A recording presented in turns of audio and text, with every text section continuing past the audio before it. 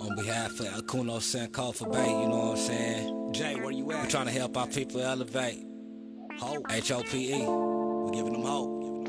We doing what we gotta do, you know? Every day, one step at a time, man. We gonna make it happen. Helping our people elevate. Yeah. Sometimes I practice, focus, thought, and meditate. I'm trying to come with other ways to help our people elevate and seeking knowledge, make me levitate. The lifted mental state is what results from how we orchestrate. This for the family's sake. Let's self-reflect and self-evaluate. And every day, make sure the steps you take, you calculate. Receive a master's fate. I know I can't exist without the hate, but that's okay. I balance that with higher self today. Success is on this way, and after that, my flesh can pass away.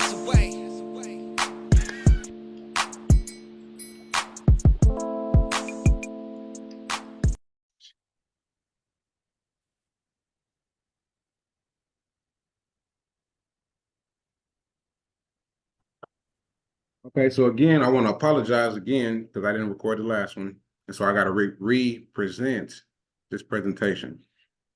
But this is Nationality, the Real World, how Francis Bernard, 1600s, Carlos Linneaus, and Johann Friedrich Blumenbach of the 1700s, racial descriptive classifications of black, white, red, yellow, and brown are applied in United States Census, civil rights, and equal opportunity policies. So this will be the Father of the Modern Race Paradigm, Part 4, presented by Akuno Senko for Bay on behalf of the Helping Our People Elevate study class.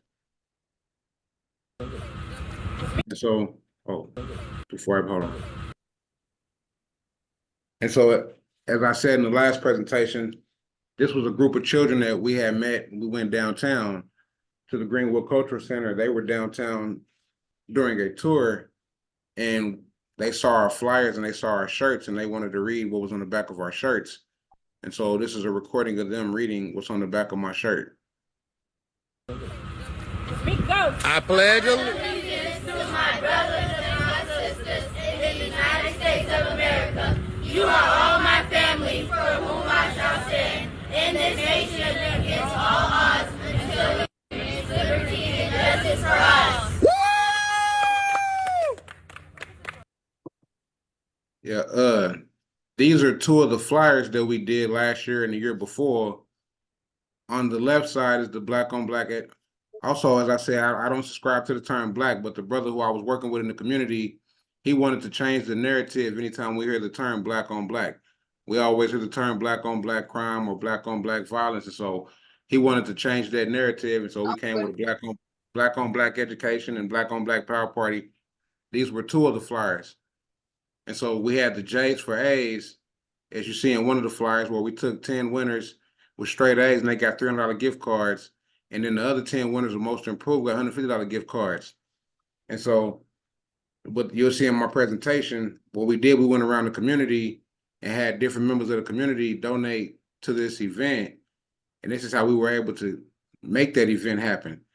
If you give the children something to look forward to, give them an incentive, give them something to want to do something positive, and they'll strive for something positive. Find out this is the whole winning ticket. Look, babe. Look. Excuse me, the owner? Look. I paid 10 and 1. Is that Quasi? I think that may be Keng.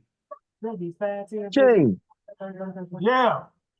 But put your phone on mute. I'm sorry. All right. Go ahead, Akono. Okay, and then yeah, we had the Black on Black Power Party, and that was pretty much, as the brother that I work with in the community, he always say, keep our power in our community, you know, keep the dollar in the community. He was real big on that Black Wall Street, you know, how they kept the finances within the community. And so we had different vendors, different speakers come. We had the Little Steppers, which was the T-Town Satin Steppers, which is a little group. They came and they danced. We had food. We had one of my close classmates. He came and barbecued for the community, gave away free plates. As I said, yeah, this was the power party. Now on the right side, we did a part 2 of the J's for A's, but this time we added free tutoring to it. And so the first one, we didn't get a free tutoring, but the second one, we added free tutoring. And so right now, even now, we have a tutor at the school that's helping the children after school get their grades up. This is a photo of me at the radio station when we were promoting the J's for A's. This is a local station down here, KBOB 89.9. I have a video on my channel with the elder, Brother Bobby Eaton. He is the actual owner of this radio station. He actually performed with Charlie Wilson back when he was in high school. They went to high school together, and they were in a band together back in their time. This is me and the brother. We got the same matching camouflage jackets. The brother right next to me on my right side with the hat on. But we went to the TED Talk. It was at Tulsa University College. And I learned a lot at the TED Talk. This is the high school that we hosted the J's for A's at. And as I said last time, this is also the high school that I went to. And I never would have thought that the same high school I went to, I attended, that I was kicked out of for being a knucklehead, would have been the same school that I went back to mentoring and teaching the children something different. This is a photo of us at the Family Center at the Juvenile Justice Center. And what we did, we went down there and talked to them about trying to get first offenders or first-time youth offenders on our program where we could mentor them and try to get them on a straight path so they wouldn't continue down that cycle. This is a photo of us just out in the community with the flyers, just doing the work. We had big flyers, medium flyers, huge flyers. We had flyers of all sizes. And we were out putting them on store buildings, people's cars, passing them out in the community, just different locations. These are a lot of the images of the people from the J's for A's that we took pictures with, people that donated, people that helped put the event together. Like I said, we had the community help us put this together. So, I mean, you give the community something, you give the community something positive for the youth, then the community will stand behind it. These are the award certificates that we had printed and put together ourselves, and we signed them for the students who had won their J's for A's. Let me go back.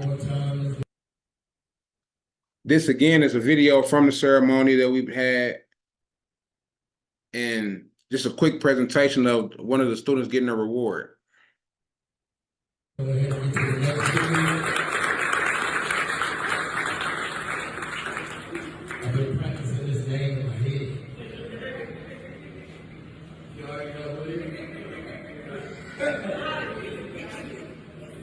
I get it right, I'll type it for me too.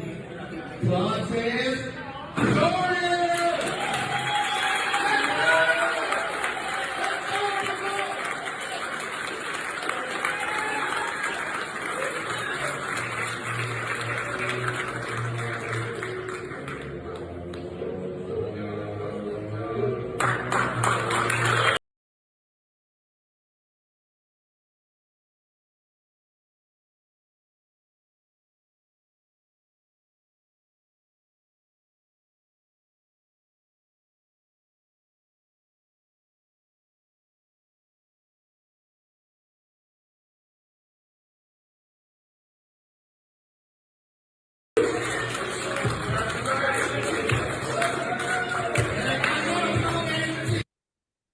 And that brother was one of the straight A winners. These are our jackets, the We Gotta Take Care of Us jackets. As you see on the back of it, it has the Negro Spiritual 121, and on my friend's head, on his hat, it says 121. But the reason of his purpose of that Negro Spiritual 121 is because he was given 121 years in prison, and he spent 5 of those years inside the prison cell studying law, and he was able to beat his case. And the reason why he took the Negro spiritual, in his mind, he says that during slavery, that the Negroes were able to sing spiritual songs on their way to obtaining freedom. And so he has a whole ritual or meaning behind his Negro Spiritual 121. This is a photo of me and the brothers and the sister who put the event together. The young lady in the middle, that's my brother in the middle, that's his daughter right there. But these were the shoes that we gave away to the children. They got gift cards, and then we gave the shoes away. These are more flyers from people that invested into the J's for A's and into the community to help the children get those gifts. This is images from when I was on CNN 2 years ago when Trump came here. And those, what was that? 2000, yeah, 2021 to 22. It may have been 2021, 22. I believe it was 2 years ago, maybe 3 years ago.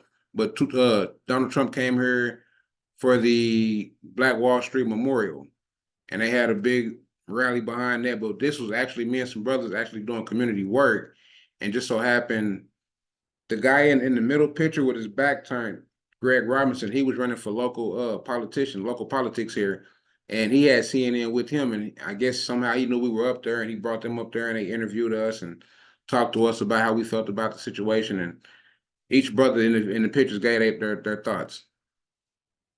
And so going into the presentation is Nationality, the Real World. How Francis Bernard of the 1600s, Carlos Linnaeus, Johann Friedrich Blumenbach of the 1700s, racial descriptive classifications. Kono, before you go into that, before you Uh-huh. go into your, before you go into your presentation, just sum up your community activity. You know, your community outreach. You know, and Everything I've how. done. Yeah, no, there's some. Just all right. Let me. Just you want to your. How do you see your community outreach? How will you use your community outreach to facilitate Moorish a Moorish political government structure or Moorish body, a Moorish provincial government or body politic, where you are? How do you see yourself doing that? Also, you're going to, I want you to talk about your upcoming book, which will be available next year, and that this part 4, that this series, it will be presented, formatted into a book, or make part 1 or part 2, if part 2 is needed. All right. So before you get into the actual presentation, just make that connection there. Okay. Well, the Helping Our People Elevate study class and my platform will be used to implement this information that I receive, or the information, because as I watch, I'm still a student myself, and so as I watch Brother Quasi, I'm taking notes from him, and so him and Abdullah, and so shout out to Brother Quasi. But I want to meet the people where they are, and so when I first came to the information, I was bashing all the holidays, but now that I'm learning to meet the people where they are, and then implement, not force it on them, but give them piece by piece, you know what I mean, baby feed them. That's how I'm going to be able to implement the more science to the information, because I already teach it to my daughter. She's 8. She's well aware of it. Let me see. I just got a message. I apologize. Hey, Sharif, put your device on mute. Okay, that's what it was from you. Okay, yeah, that's okay. Thank you. Okay, yeah, using my platform. So I'm using my platform to also help educate our people. Like I say, when we have Abdullah's presence, Keng's presence, my presence, Quasi presence, to be able to implement and be able to help myself and others that join these classes understand what's taking place, what's going on, and how do we get that back. And so my book, the book will be coming out next year, next spring, maybe next summer. I'm shooting for next spring, but it will be on this series, The Fathers of the Modern Race Paradigm. And at the moment, I don't know how long I'm gonna make this series. I'm shooting for a 10-part series, because this is vital information, and I will be doing an upcoming Q&A, because we're at part 4 now, and I'm working on part 5. But I want to make sure that we're all on the same basis on this information, on Johann Friedrich Blumenbach, Francis Bernard, and Carlos Linnaeus. And so, and also how this affects us in this time in 2024, how these policies or these labels from 1600s still apply today. And how if we don't recognize what's going on, it's going to apply to our children, their children, and their children's children. And so it's up to us to break this cycle. And so going into the presentation, As I said, yes, nationality, it is nationality the real world. And so we're going to talk about how Francis Bernard of the 1600s, Carlos Linnaeus, and Johann Friedrich Blumenbach of the 1700s, racial descriptive classifications of black, white, red, yellow, and brown are applied in the United States Census, civil rights, and equal opportunities. And so, as I asked the question again, is nationality the real world? And so how is it Francis Bernard, 1600s, Carlos Linnaeus, Johann Friedrich Blumenbach of the 1700s, racial color descriptive classification of black, white, red, yellow, and brown apply United States Census, civil rights, and equal opportunity policies? How does that apply to Kono? That's the question for the night. Well, in recent years, scholars, scientists, and policymakers have turned increasing attention to matters of race as a factor in our society, the judicial system, and in American history. The history of the U.S. immigration and nationality law demonstrates how race became a factor in determining who could come to America and who could not. Studies of Chinese exclusion laws or the old immigration quota system trace a tradition of racist immigration policies. The Supreme Court reinforced this policy in the 1920s with a decision stating that Americans shared a common understanding of who was and who was not white, and by extension, shared a common understanding of who did and who did not belong in the United States. And notice they said who was and who was not white. Remember, this is a label. And in part 2, we went over that label. But they didn't say who did and who did not belong in the Americas. They said United States. So I want y'all to just understand the language and what in this text and what they're saying. Despite Supreme Court pronouncements, federal officials charged with administration of U.S. immigration and nationality laws were keenly aware that not all Americans share the same understanding at any given time. More important, any common understanding of race or ethnicity shared by a majority of American society evolved over time, while the law remained locked in 18th century language. And so, again, 18th century, late 1700s, early 16, late 1700s. Carlos Linnaeus, Johann Friedrich Blumenbach, and Francis Bernard.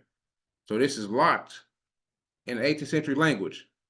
And they understood that most people, or majority of people, will not understand this common understanding of race or ethnicity. So where do we get this type of thinking from?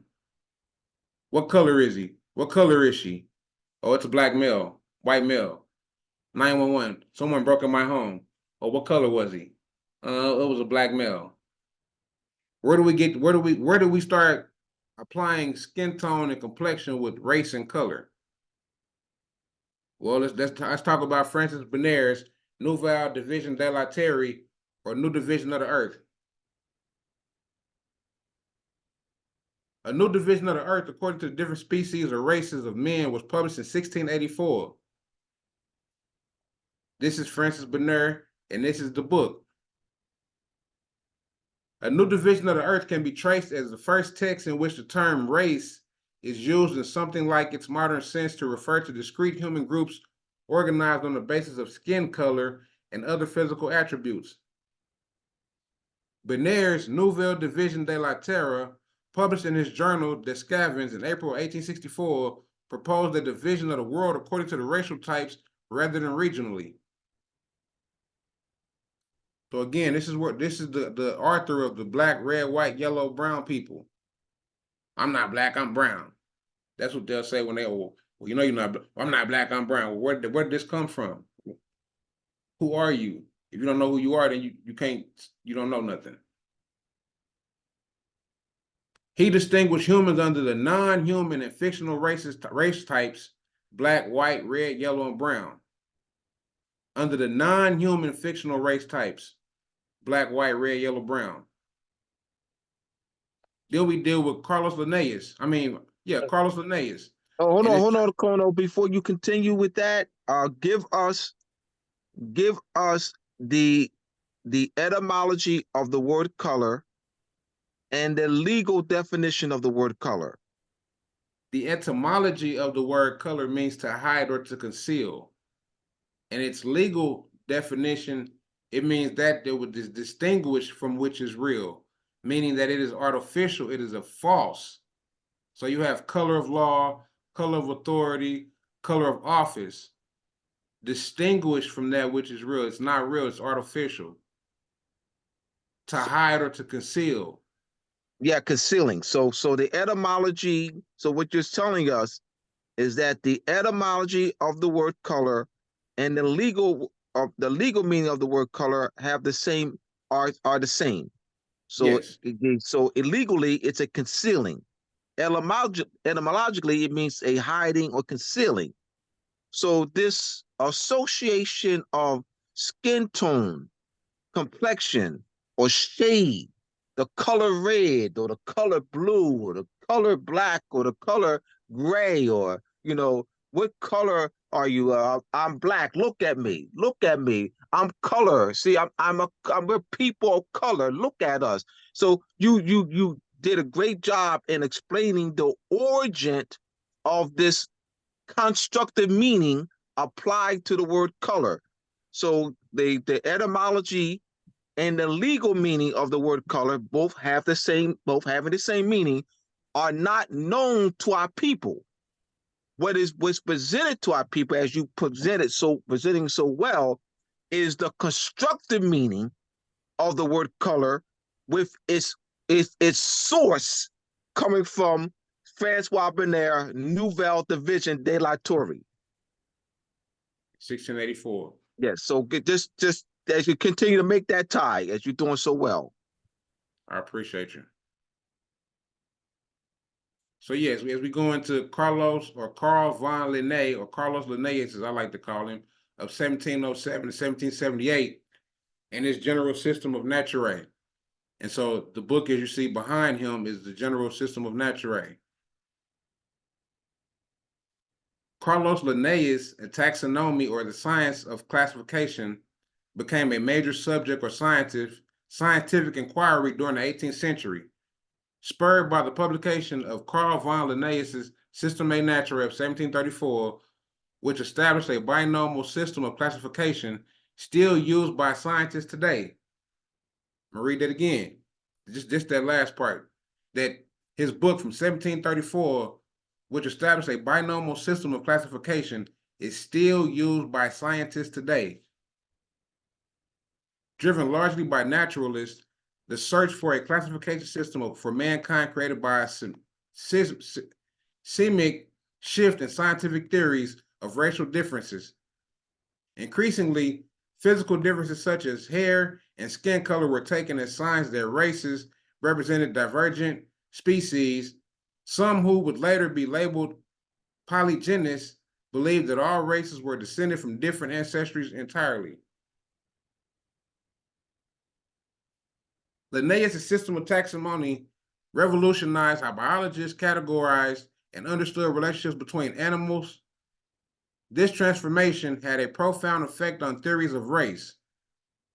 As Linnaeus and many of his followers defined race as analogous to species, here he subdivided Homo sapiens into 4 races: American, European, Asiatic, and African.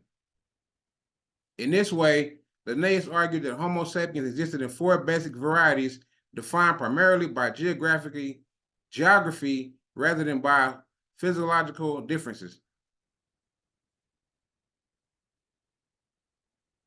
Johann Friedrich Blumenbach, of 1752 to 1840, on the natural varieties of mankind. In 18th century Germany, Johann Friedrich Blumenbach studied how individuals In 18th century Germany, Johann Friedrich Blumenbach studied how individuals within a species vary, and to explain such variations, he proposed that a force operates on organisms as they develop. In 1775, Blumenbach received his medical degree from the University of Göttingen. After completing his dissertation, I keep hearing you when you was reading it the first time. Dissertation, yeah, okay, let me read it. I apologize. Let me read that. In 1775, Blumenbach received his medical degree from the University of Göttingen after completing his dissertation on the natural varieties of mankind. He also introduced the term Caucasian as a term for white Europeans. And so the term Caucasian came from Johann Friedrich Blumenbach for white Europeans. And that should tell you white Europeans, you had dark Europeans, and so don't think we were just in one spot, but this is how they were reclassifying people under red, black, yellow, white, brown. Under Francis Berners, a new division of the earth, or Nouvelle de la Terre. Blumenbach believed that the Linneaus system of classification developed by Carl Linnaeus in 1735's text, Systeme Naturae, published while Linnaeus was in the Netherlands, defined species on the basis of the single, often arbitrarily chosen characteristics as practice that many thought produced artificial groups that did not accurately reflect nature. Gotta give me a drink. So what you have here, Kono, you pointing out so well, you just read, is that there were those who challenged that challenged Francois Berners' system or Carl Linnaeus systems. Mm-hmm. There were people who challenged that, and that you read. And I want you to go back and read that last sentence. Mm-hmm. Just reread that. Blumenbach believed that the Linnaeus system of classification developed by Carl Linnaeus in 1735 text, Systeme Naturae, published while Linnaeus was in the Netherlands, defined species on the basis of single, often arbitrarily chosen characteristics, a practice that many thought produced artificial groups that did not accurately reflect nature. So that practice that many thought produce artificial groups that did not accurately reflect nature. So there were challenges. Mm-hmm. So there were challenges on this system here. So it's not just Blumenbach, but there were others. So you, in your further research, you want to find out the many others, or Franz Boas was one of those. Yeah, there you go. The prominent figures. There you go. Prominent figures that challenge this, not this artificial, and not this artificial system that does not actually reflect nature. And you add that to your future presentation in your book. Mm-hmm. You're doing a great job, brother. Thank you. And then I do have one of those brothers on here that did challenge it, George Louis Leclerc Comte de Buffon, or I'm gonna just say George Buffon, of 1707 to 1788. And George Buffon was a prominent French naturalist, mathematician, cosmologist, and encyclopedic author who wrote extensively on various scientific subjects, including natural history, biology, and evolution.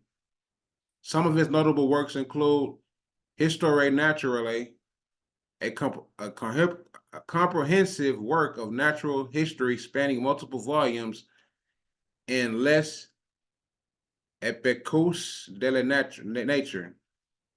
Those are French, so I'm not French, so I'm not well with the language. But where he proposes idea on the age of the earth and the history of life. And his writings were influential in shaping scientific thoughts during the Enlightenment era. But the reason why I say, yeah, he was one of those that disagreed. He was one of those that challenged, because he disagreed with many of Linnaeus' theories, including his taxonomy system. Although a monogamous, a believer that all human beings are a part of the same species, Buffon promulgated the so-called degeneration theory. This theory proposed that whites were the original race and all other races were formed through degeneration due to poor climate and diet. Louis. Hey, hang in.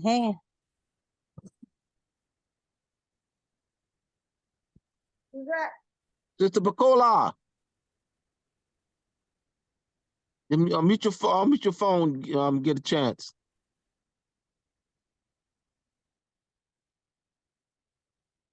As I touched on in the last one, I went over Melville Herskovitz. the father of African studies in the universities, in the high school. So the father of African studies, and his 6 books that he published. And so Herskovits, also known as the author of the influential generational works. Okay, Herskovits also was the author of influential generational works. These include The Myth of the Negro Past, in which he exploited pervasive racial myths, The Economic Life of Primitive People, still considered a basic text of economic anthropology, and Man and His Works, a classic text in cultural anthropology. And in 3 of his last books, Continuity and Change in African Culture, Economic Transition in Africa, and the Human Factor in a Changing Africa, reflects both the rapid development of Africa's place in the world and increased academic interest in African studies. And so again, Melvin Herskovits, the father of African studies. And if you look at the titles of his books, it tells you his agenda: continuity and change in African culture, economic transition in Africa, the human factor in changing Africa. And so it tells you the economic life of primitive people. They say that we were primitive people when we civilized the entire planet.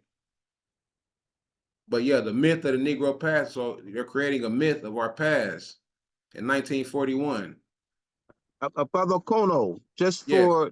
for everybody, as we're also studying etymology, and knowing that the Europeans are infamous in developing constructive meanings, creating new meanings, and thereby suppressing the original application, concepts, thoughts, and principles that are embodied in words.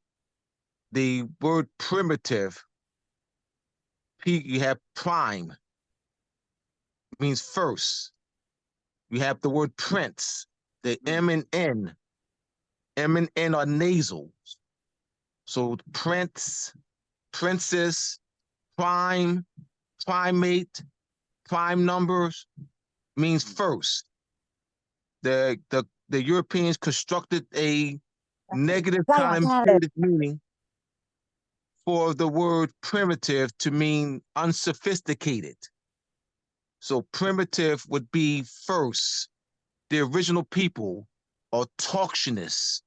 So you would relate primitive to native or autochthonous, original.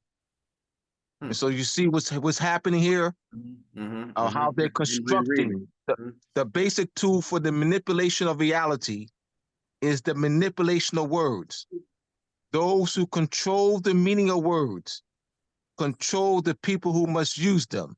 So this is that's another prime example. We have another example you've given us, the word color. And you know the etymology of the word color, as you presented, means to hide or conceal, the legal meaning, concealing. So this constructive meaning of associating the word color to complexion, shade, or skin tone. Once again, the basic tool for the manipulation of reality is the manipulation of words. Those who control the meaning of words control the people who must use them. We'll continue to say that quote and give examples. Give examples of our quote, and that's what you're doing. You're giving examples of that quote, bringing that quote to life. In your presentation, you're bringing that quote to life. Excellent job. I appreciate you. He became an associate professor in 1931.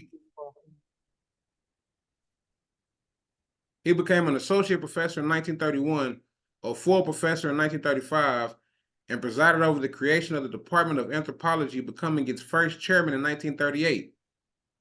In 1948, he established a program of African studies and became its first director. In 1948, the program of African studies was implemented. In 1961, Northwestern appointed. Can we mute your mic, if you don't mind? In 1961, Northwestern appointed Herskovits to the chairman of African Studies, the first such position in the United States.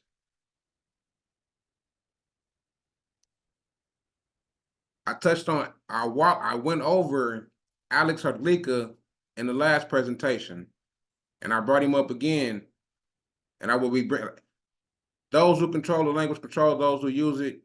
I don't say the exact quote. I'm gonna get it. I'm gonna get it, Abdullah. I'm gonna get the quote. But those who control the language control those who must use it. And so I'm gonna continue saying that. And Alex Hrdlicka is another important, not important to me, but he's an important figure of what happened and why we must know what took place. And so Alex Hrdlicka was a prominent physical anthropologist known for his research on human origins and variations. Some of his notable books include The Old Americans, a study of archaeological human remains in the Western Hemisphere, Anthropometry of the Siouan tribe, Physical Anthropology of the Negro Population, The Anthropology of Florida, Anthropometry of the Flathead Indians, a study of physique and skeletal variations. These were just a few of his books that he had published.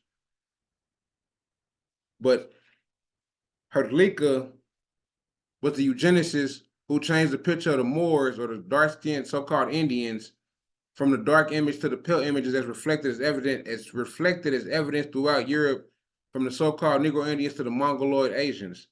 And so if you look at any of the murals, ancient pyramids, the ancient artifacts, you see all these dark-skinned images, all these Moors. And so how is it that these modern day people have become the face of the so-called people of the land?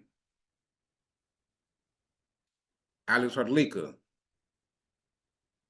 And his psychological and medical observations among the Indians of southwestern United States and northern Mexico. These are two of his published books. Anthropological Surveys in Alaska.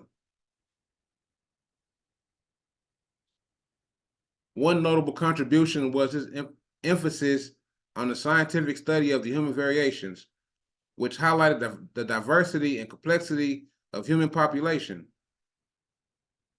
Through malicious anthropometric measurements and skeletal studies, Hrdlicka demonstrated that physical traits varied widely among different indigenous groups, undermining the simplistic and often derogatory portrayal of dark natives, Moors, prevalent in the early 20th century. And so again, he was the one that changed the images of the dark natives to the modern natives that we see today, or one of the few.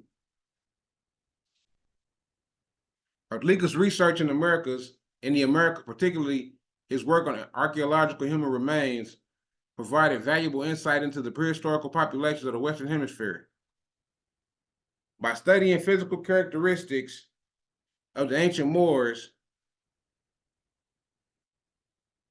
he helped to challenge Eurocentric narratives and promote a more nuanced understanding of the history and diversity of the indigenous Moorish American culture, or more American culture. And so he helped push the Eurocentric narrative to promote a more nuanced understanding of the history and diversity of the indigenous culture, Moorish culture, or more American culture. Walter Plecker, he didn't publish any books, but I was able to find a note of his. This is the documentation right here. I should have put up on the screen on a separate note, but I'm gonna read it right here. Walter Plecker did not write any books. However, he was influential in shaping policies and practices related to racial purity and segregation in Virginia, particularly through his work as a registrar of the Bureau of Vital Statistics. Plecker's ideas and actions were primarily disseminated through administrative channels rather than through published books or scholarly work. Walter Plecker was an American physician and eugenist who served as the first registrar of the Bureau of Vital Statistics in Virginia.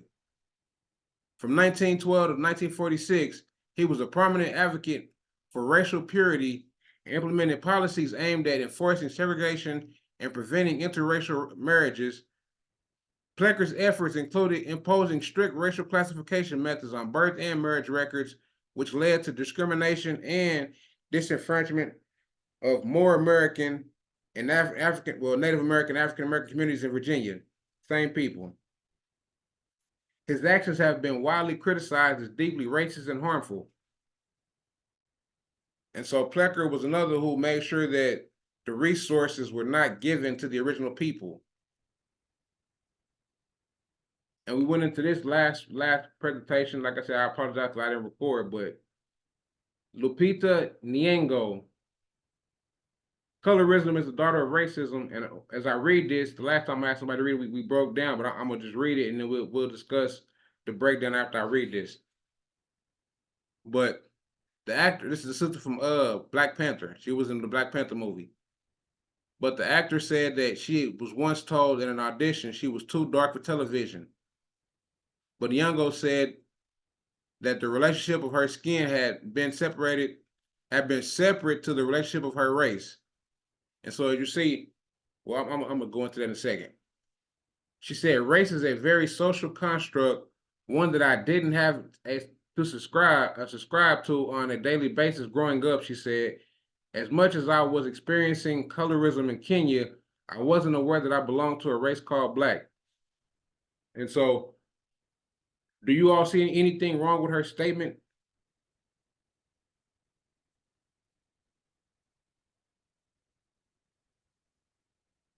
Well, the error in her statement is that, as she says, she was experiencing colorism in Kenya, but she wasn't aware that she belonged to a race called Black. And so if you were experiencing colorism and Black is a part of color, then she went through the same experiences. It's the same thing.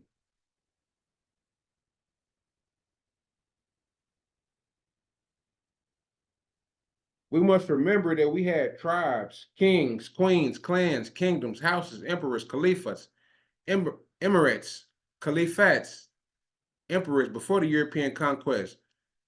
We had an 800-year period where it's documented that we brought civilization to societies, that we brought education to societies, that we brought healthcare, that we brought,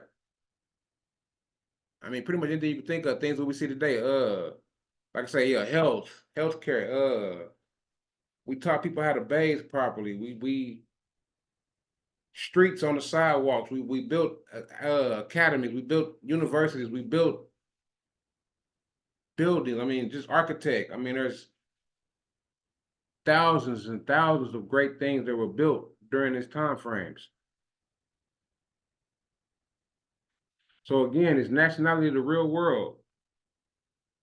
The 1600 race paradigm of black, white, red, yellow, and brown used to suppress the indigenous people's nationality, consanguinity, and blood rights claim of the land, or to the land, which is the European conquest and colonization agenda. So why is race and color the real world? Why do people identify as black, white, red, yellow, brown? Why are we so stuck on this? I'm black.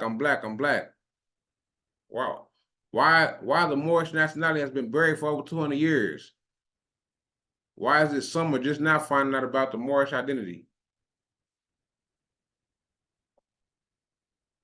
I'm sure many are familiar with the Jim Crow era, but I want to show how Francis Benaire's system of Nouvelle Division de la Terre, New Division of the Earth. I'm gonna just say it in this English term. New Division of the Earth, 1600s, affected the Jim Crow era. As you see the billboards, the signs, drinking fountain, public swimming pool, we serve colors only, waiting rooms. We want white tenants in our white communities. Where did this concept of color, black, white, where did it, again, Francis Benaire, Carlos Linneaus, Johann Friedrich Blumenbach. And so this 1600, 1700 effect still applied in the early 19th century, still applies today in 2024. I thought Jim Crow was an actual individual, so I had to look into it myself. But Jim Crow was originally referred to as a character in the minstrel shows, which were popular entertainment in the United States during the 19th century. The character of Jim Crow was a curate of a black man portrayed in a highly stereotypical and demeaning manner by white actors in black faces. The term later became synonymous with the system of racial segregation and discrimination that emerged in the southern United States after the Reconstruction period. After the Reconstruction period, what are they reconstructing? What are they changing? But the Jim Crow is not a specific individual, but rather a symbol of racial oppression and inequality. The Jim Crow era refers to a period in American history, primarily from the late 19th century to the mid 20th century, marked by racial segregation and discrimination against African American and more Americans. It was characterized by law and social customs that enforced racial segregation in public facilities, schools, transportation, housing, and various aspects of daily life. These laws were enforced mainly in the southern states, but also existed to some extent in other parts of the country. Jim Crow laws upheld racial hierarchy, limited opportunities for more Americans, and perpetuated systematic racism. The era was named after a minstrel show character that depicted African American or more Americans in a derogatory and stereotypical manner. And so I'm gonna give y'all a few examples of what. Hold on, Brother Kono. What you want us to continue to remind us that the word color continues to remind us of the etymology of the word color and the legal meaning of the word color. And the that etymology of the word color, yeah, as you say, color is used during this Jim Crow laws, is tied to Linneaus, how the relating color to skin tone, complexion, shade is tied to Francois Benner's Nouvelle Division de la Terre. And that the legal meaning of the word color, a concealing, the etymology of the word color, to hide or conceal, is not known to our people. So just continue to remind us about that, as you can go, move forward with this, you continue to make that connection, several times, maybe 10 times, 10 more times. And, because as you know, this is also, everybody here that's listening are conscious Moors. Yes. But we're preparing this for unconscious Moors too. So you speak to us as if we're unconscious Moors. Gotcha. Whoever defines the language controls the issue. The basic tool for the manipulation of reality is the manipulation of words. If you can control the meaning of words, you can control the people who must use the words. Philip K. Dick. Thank you, Brother Terrence. All right. The Jim Crow era had profound and devastating effects on more Americans. And here are some of the ways that it impacted us. And so as you see again, yeah, those who control. Hold on, King. Real quick, Kono. Those who are listening to you, though we're conscious, we will benefit from your lessons because we have relatives, we have co-workers, we have friends who are unconscious.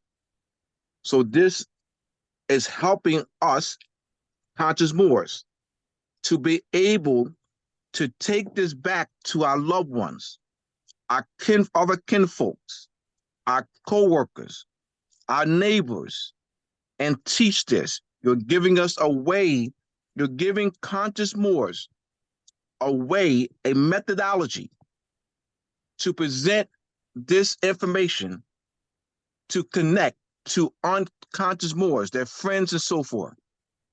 All right? So you keep that in mind. So you're speaking to conscious Moors and helping us, conscious Moors.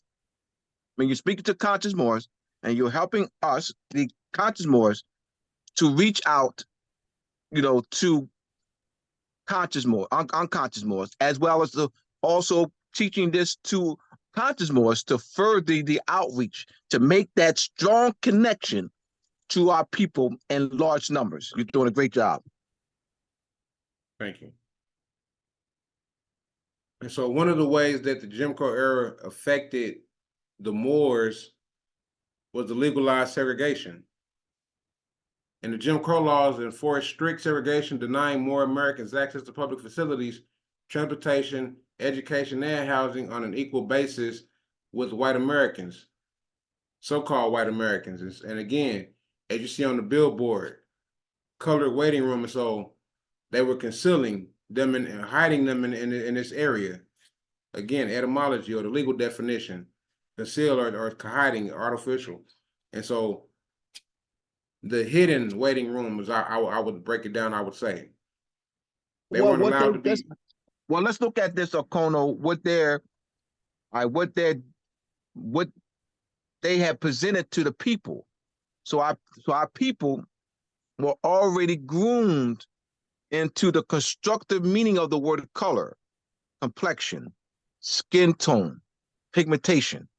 They were already groomed in the 40s and 50s. They were groomed in that constructive meaning. So color only are people looking at their complexion because they're groomed into that constructive meaning that was constructed by Francois and further expanded by Linneaus and Johann Friedrich Blumenbach. So they were applying, they were applying the legal meaning. Yes, they were applying the legal meaning. When they say color only, they were actually applying the legal meaning. But our people don't know the legal meaning. Our people in the 30s, 40s, and 50s did not know the legal meaning and etymology of the word color.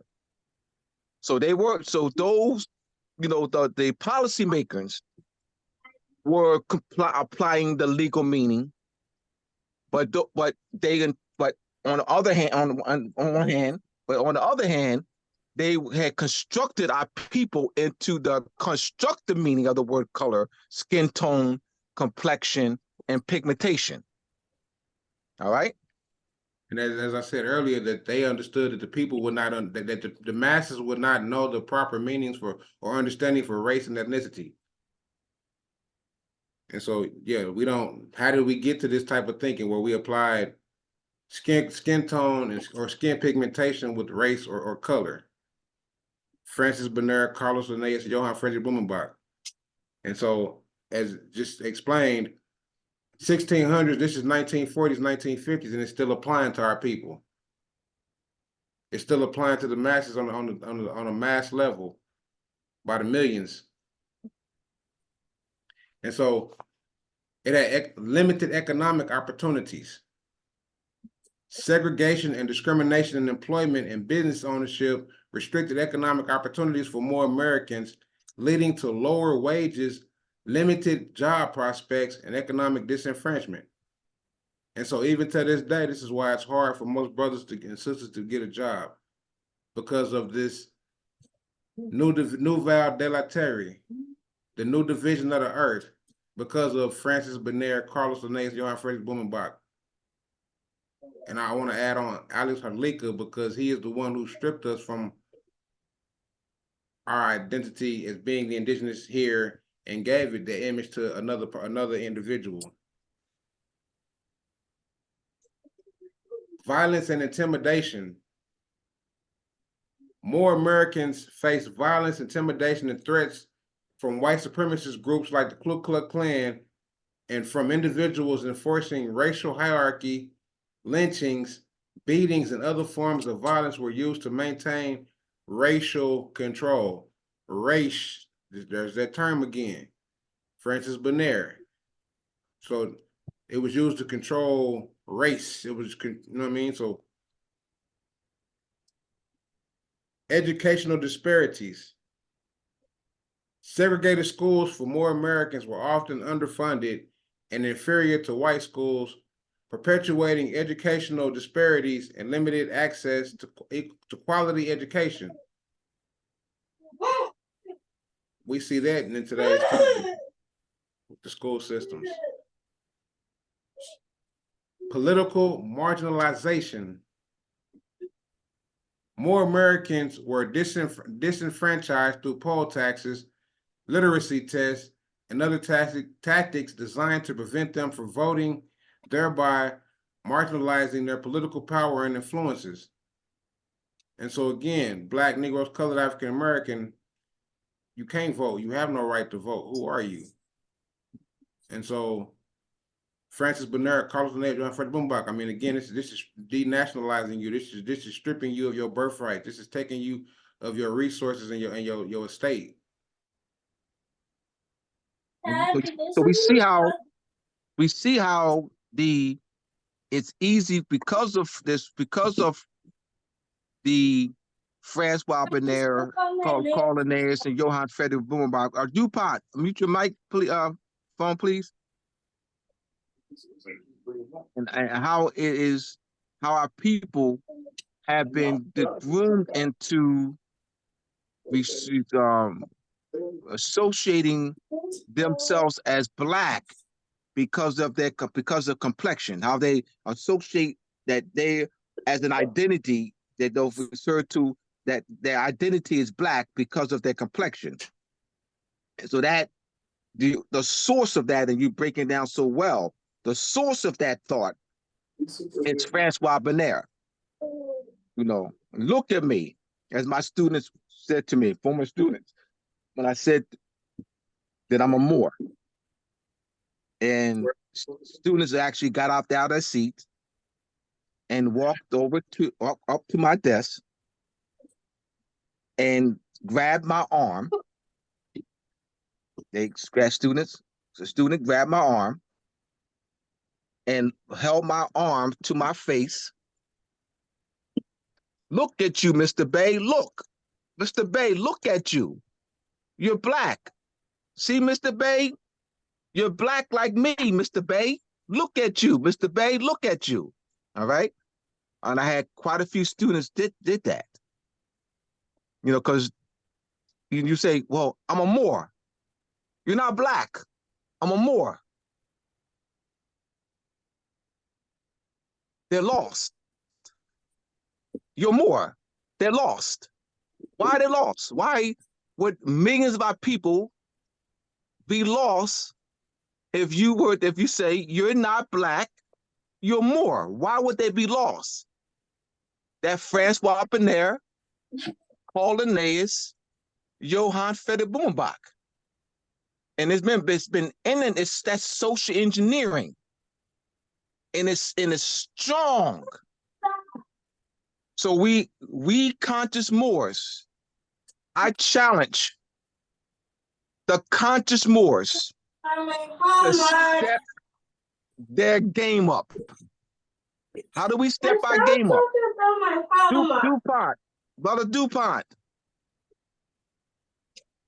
Brother DuPont. You put your phone on mute, please.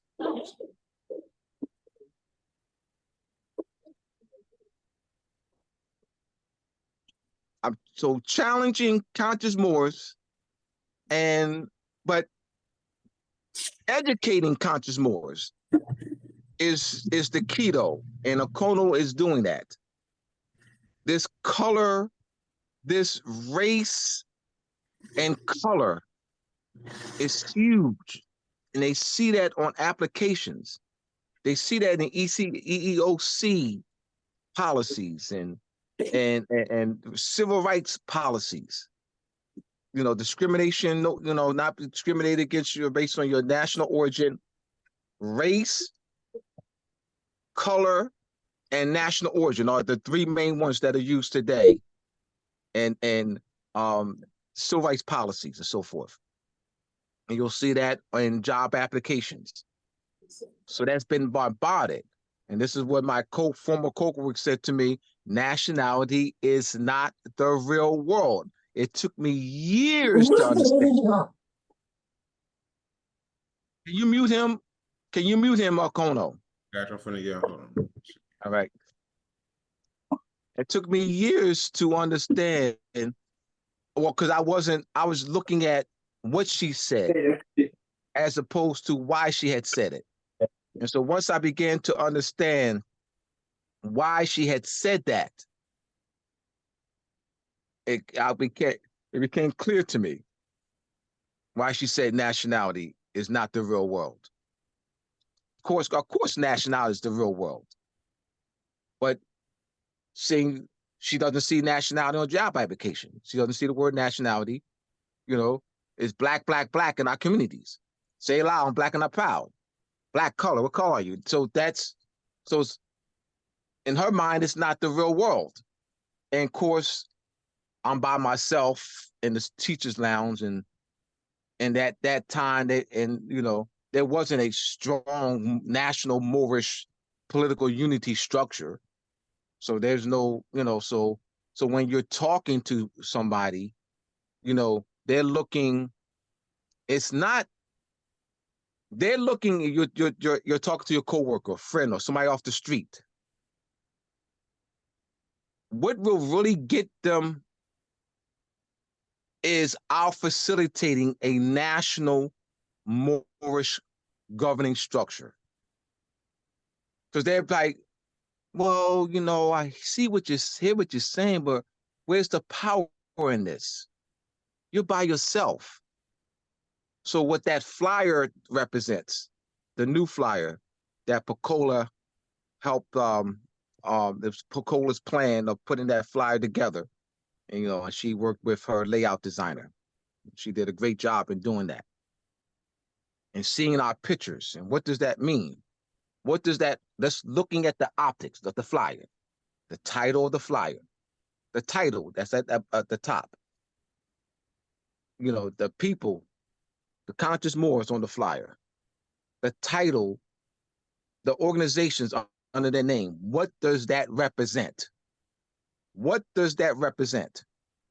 Remember, all right, you don't just see names under their picture. You don't just see names under the picture. You don't just, you don't see Terrence Bay. It's a name under Terrence Bay. There's a name under Abdullah Bay. There's a name under Pecola Hussail. There's a name, organization under Raymond Edwards. There's names. There's an organization under Quasi Ill. What does that represent? All right, so when they see that, we can get the people. Conscious Moors have been fighting each other.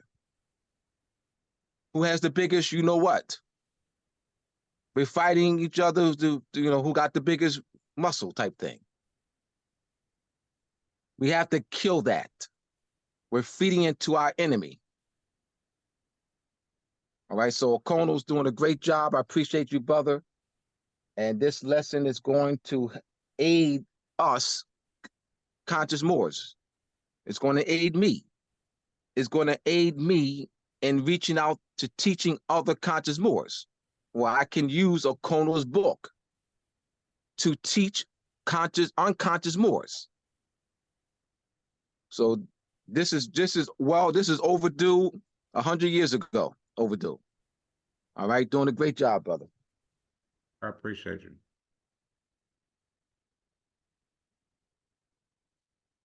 Oh, I just read that one. Psychological impact. Constant exposure to discrimination, violence, and inferior treatment under the Jim Crow laws had lasting psychological effects on more Americans, contributing to feelings of inferiority, fear, and trauma. Migration and displacement. Many more Americans migrated from the South to the North and West during the Great Migration, seeking better opportunities and fleeing racial violence and oppression, leading to significant demographic shifts in American cities. And also, as Abdullah said earlier, this is 1930s, 1940s, 1950s. This is right around the time, or either before or after, but during or somewhere near the Great Depression time. So we must understand that before this, our people, as far as like I did a video on the so-called black towns, and I only put 20 on my video, and I learned so much information from that video myself doing the research from 1835 to like 1921 to the massacre of the race riot of the bombing of here in Tulsa, Oklahoma, and all the different. I did it on 20 towns, but all the different businesses that we had, all the different grocery stores, fruit stands, movie theaters. I mean, anything you could think of, markets. I mean, we just had everything except for nationality. And so I said that in the last, we had everything that they had back then, we could have now.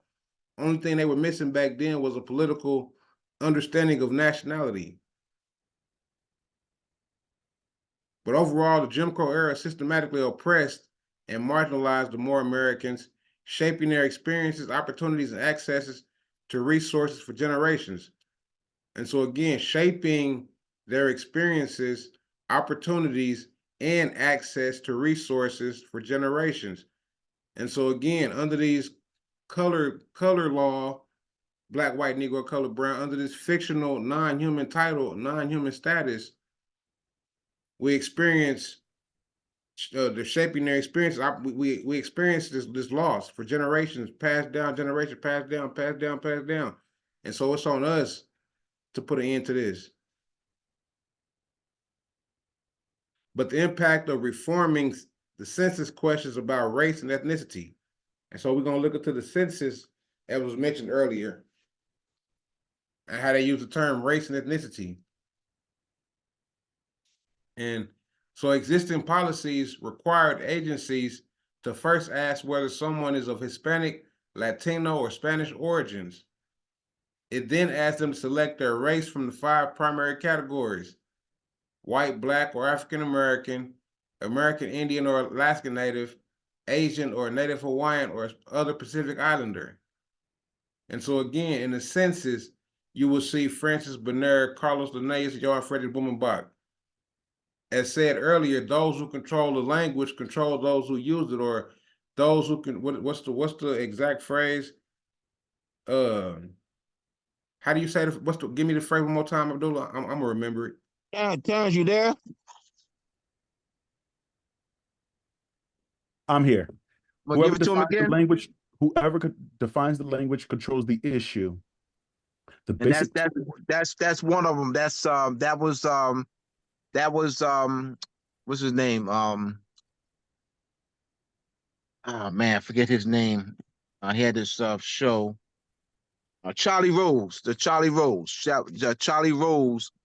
Let me give that where that quote came from.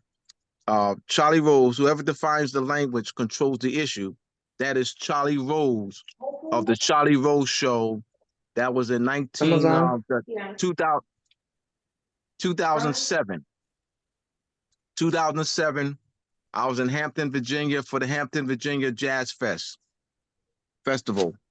And it was a Sunday. Shows don't come on Sunday. It was it was the time where that Iliad boy in Cuba, and the father was trying to get him back to Cuba, and they were discussing that because that was a major case, and it dealt with language and jurisdiction. So Charlie Rose made the statement: whoever defines the language controls the issue. That's where that came from. That's where I got that from. Charlie Rose, the Charlie Rose Show. Now, Philip K. Dick, the basic tool for the manipulation of reality. So it's a manipulation of reality. So the basic tool for manipulation of reality is the manipulation of words. So the words, so constructive meanings are what? Manipulating reality as a basic tool. So they're manipulating. So this Francois, but this associating complexion, skin tone, and pigmentation to the word color, they're manipulating our reality. Color only, white only. They're manipulating our reality. meaning walking us out of our Moorish treaty protection, walking us out of our Moorish history, walking us out of our connection to the family of nations, walking us out of our divine right to self-determination. So they're manipulating our reality. So once again, the quote is by Philip K. Dick, the basic tool for the manipulation of reality is the manipulation of words. Those who control the meaning of words control the people who must use them. Let us, through a Moorish national provisional governing structure, restore the original intent, application, meaning of words. Let us get them on our playing field. Let's get off of their playing field and get them on our playing field. You're doing a great job, brother. Thank you. The policy also poses an issue for people who identify as Middle Eastern or North African. Currently, the directive encourages them to select white as their race and then write in their national origin. And so people from the Middle East or from Africa, when they come over and they fill out the documents, as it says, they're encouraged to select white and then write down their national origin, their nationality. But Francis Bernard, Carlos Linneaus, and Johann Friedrich Blumenbach, those who control the language control those who must use it, or those who control the meaning of words control those who use the definition of those words. That way, I'm gonna get it right though. But facts about race or color discrimination created by our fine laws, a team of legal writers and editors last reviewed June 20th, 2016. So this is where I got this from. Oh, not this, but yeah, going to the, like I said, as we went on earlier, the etymology of the word color means to hide or to conceal. Its legal definition, meaning the same thing. It's distinguished from that which is real, so it's concealing. It's artificial. And I went into the definitions of the words which inside that definition to break it down even more of the legal definition of color. So we went into appearance, semblance, simulacrum, prima facie, deceptive. So semblance, the outward appearance or apparent form of something, especially when the reality is different. So it appears to be something, but the reality of it is different. Prima facie, based on the first impression, accepted as correct until proved otherwise. We have the terms color of office. What does color, the legal term color of office mean? You have colorable. You have color of law. So what is the legal term? What does the legal term color of law mean? If color means that it's concealing or it's distinguished from that which is real, then it would have to mean the same. So color of law would mean that it's not real. It's false. It's artificial. That's negative law. So that has an appearance of being law. Appearance. And that's why there's color of office. Color of authority. One who has appearance. So you have a Oklahoma State prosecutor, a United States attorney, a United States Attorney General. A United States Attorney General is posing as a Moorish consul. A United States Attorney General is usurping the Moorish consul authority that's delegated to a Moorish consul in the Moorish treaty. So the United States Attorney General or state prosecutors or state district attorneys or state attorney generals are putting Moors on trial or sending summons to Moors. So they're acting under color of law because the Moorish treaty, the treaty between the United States and His Imperial Majesty, Emperor of Morocco, 1787, the treaty does not delegate the power to hear Moorish cases.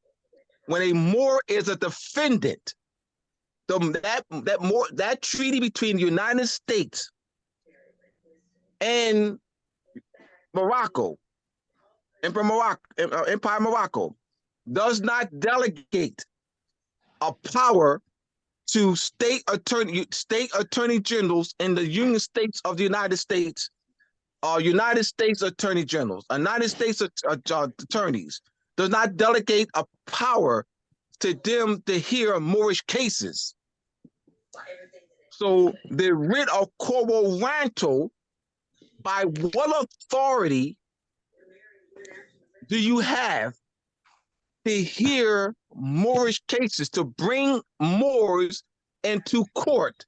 By what authority does the treaty between the United States, I'm being specific, by what authority does the treaty, what article in the treaty of peace and friendship between the United States and Morocco delegates United States officials authority to hear Moorish cases when a Moor is a defendant? So what I have come to understand through my studying with Shem for 5 years is that conscious Moors really didn't understand that treaty. I have come that they really did not understand the treaty, because conscious Moors will go to court, go to United States courts, state courts, and they will argue the treaty in traffic courts. They will argue. So that means that it's clear that they don't understand the treaty. The treaty delegates only, all right, in the mute your phone, please. So I've been looking through my father's old financial records, and I'm finding years and years of Brother William, mute your phone, please. All right. In the United States Counter Memorial, 1952 case, in France filed a suit against the United States based on the most favorable nation clause status. In France claimed to have the most favorable nation status. So they filed in the International Justice in 1952. France, in international law, the initiation of a suit is called a memorial. All right, it's known as a memorial. A counterclaim to a memorial is called a counter memorial. The United States had 6 months to file a counter memorial. And that counter memorial is 600 pages long. I took 15 pages of that United States counter memorial, and it's in chapter 9 of Moors and Masonry Part 2. There are 300 years of treaty, extraterritorial clauses, treaties that have extraterritorial clauses. So what's placed in the counter memorial are treaties during the 1600s and 1700s and 1800s that have the extraterritoriality clauses. And what you'll read there is only a French consul, only a Dutch consul, So that's the extraterritoriality clause. Articles 20 to 25 in the Treaty of Peace and Friendship between His Imperial Majesty Emperor Morocco and the United States have the extraterritoriality clauses. Only a Moorish consul is delegated. So a United States Attorney General, United States Prosecutor, United States District Attorney do not have authority to hear Moorish cases. When Moors are defended, the treaty doesn't delegate that. Abdullah, how do you enforce that, Abdullah? How do you strongly enforce that? That is what we're facilitating with this conference, making it stronger, facilitating that. But we're also facilitating that through 1922, where we started the Moorish Treaty Protection and Consular Relations course. 101 and 102, 16 classes on the Moroccan Post Media YouTube page. We're also facilitating that through the Moroccan Post School of Government International Law Advanced Study Group. We'll also be facilitating that through the Moroccan Post School of Government International Law Moorish Treaty Protection and Consular Relations Advanced Study Group. That there will be a Moorish Treaty Protection and Consular Relations Advanced Study Group. I will select 25 of us to participate in the Moorish Treaty Protection and Consular Relations Advanced Study Group based on pre-recorded classes that we did in 2022 and 2023. It's also been facilitated, headed by King El Bey.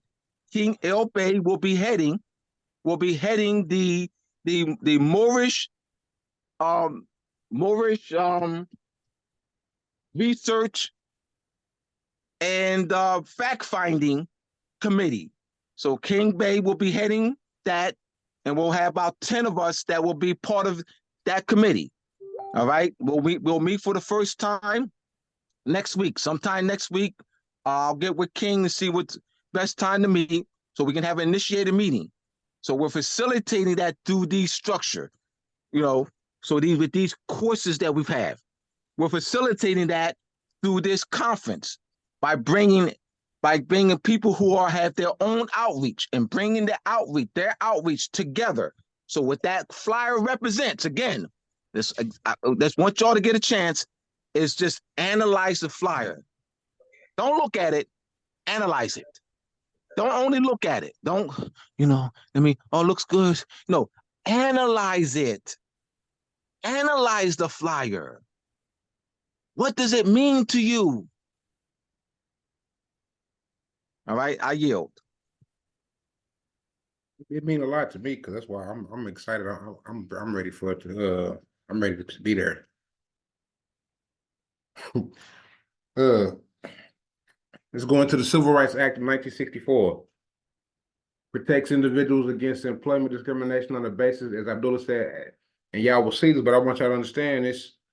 There's really no protection in this because, again, this is non-human, but this is a false label.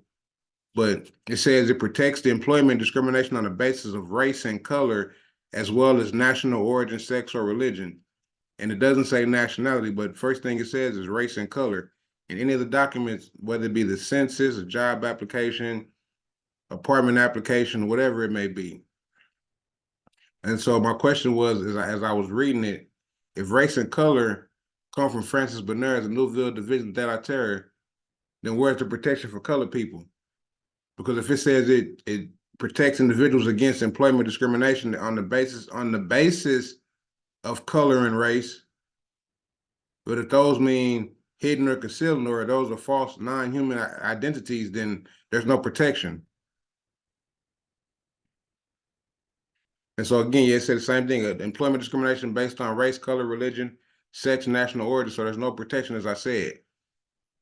Non-discrimination on the basis of race, color, national origin, sex, religion, or age in any law enforcement programs, services, and activities receiving assistance from the United States Department of Justice.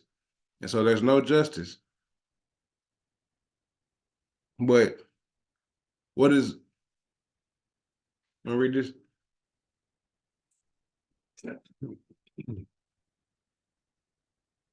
What is Title VI of the Civil Rights Act of 1964?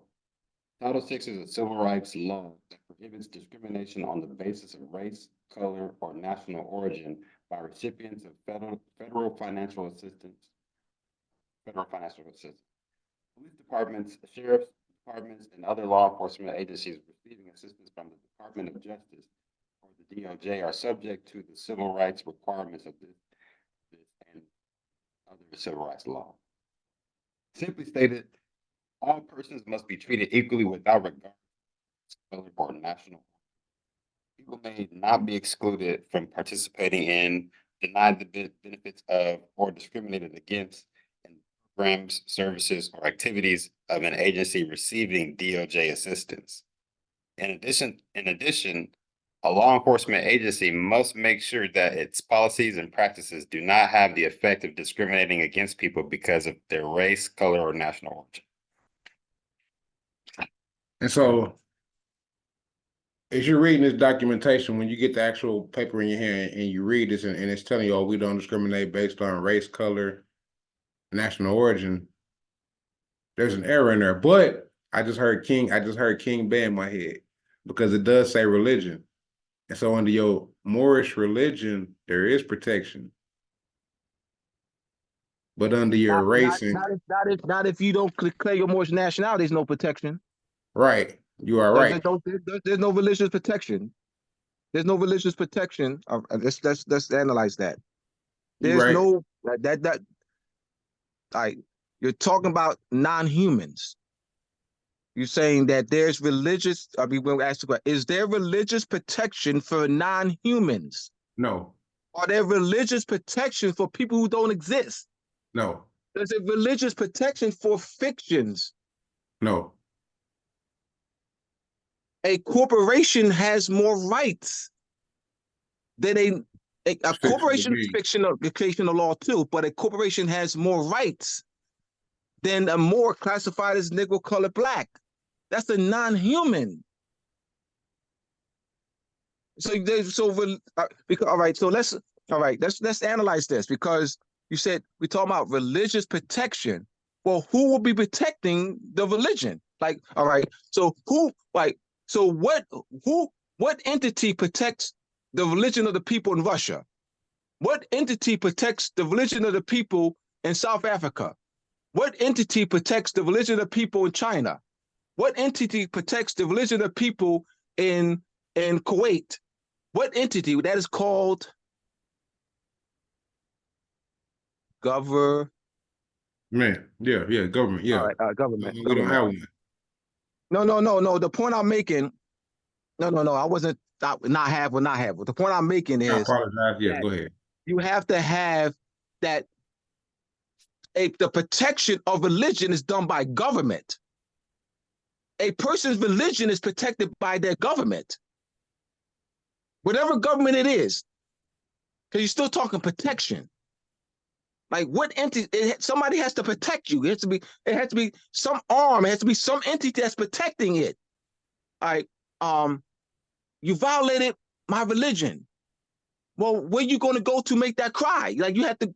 What entity is existent and there to protect your religion? But you have to exist though. If you don't exist, that's not a people. Black, Negro, color's not a people. So they're not even protected by it because they don't exist. You can't kill black people. You can't lynch black people. You can't put black people in prison. You can't starve out black people. You can't commit genocide against black people. They're playing us. They don't exist.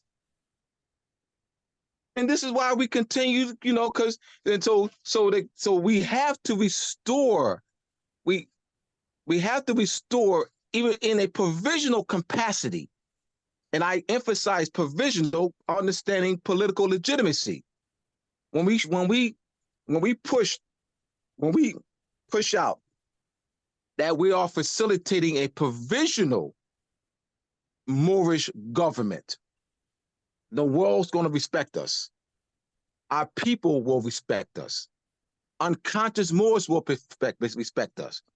We're not claiming to be a permanent. We it. We've never claimed that. We never claimed to be the it. We never claimed we it. We the one. We are permanent. As Terrence has said, we are the only ones. ONLY. That have called various Moorish body politics to form in an intergovernmental council. We're the only one. Tell me somebody else, please.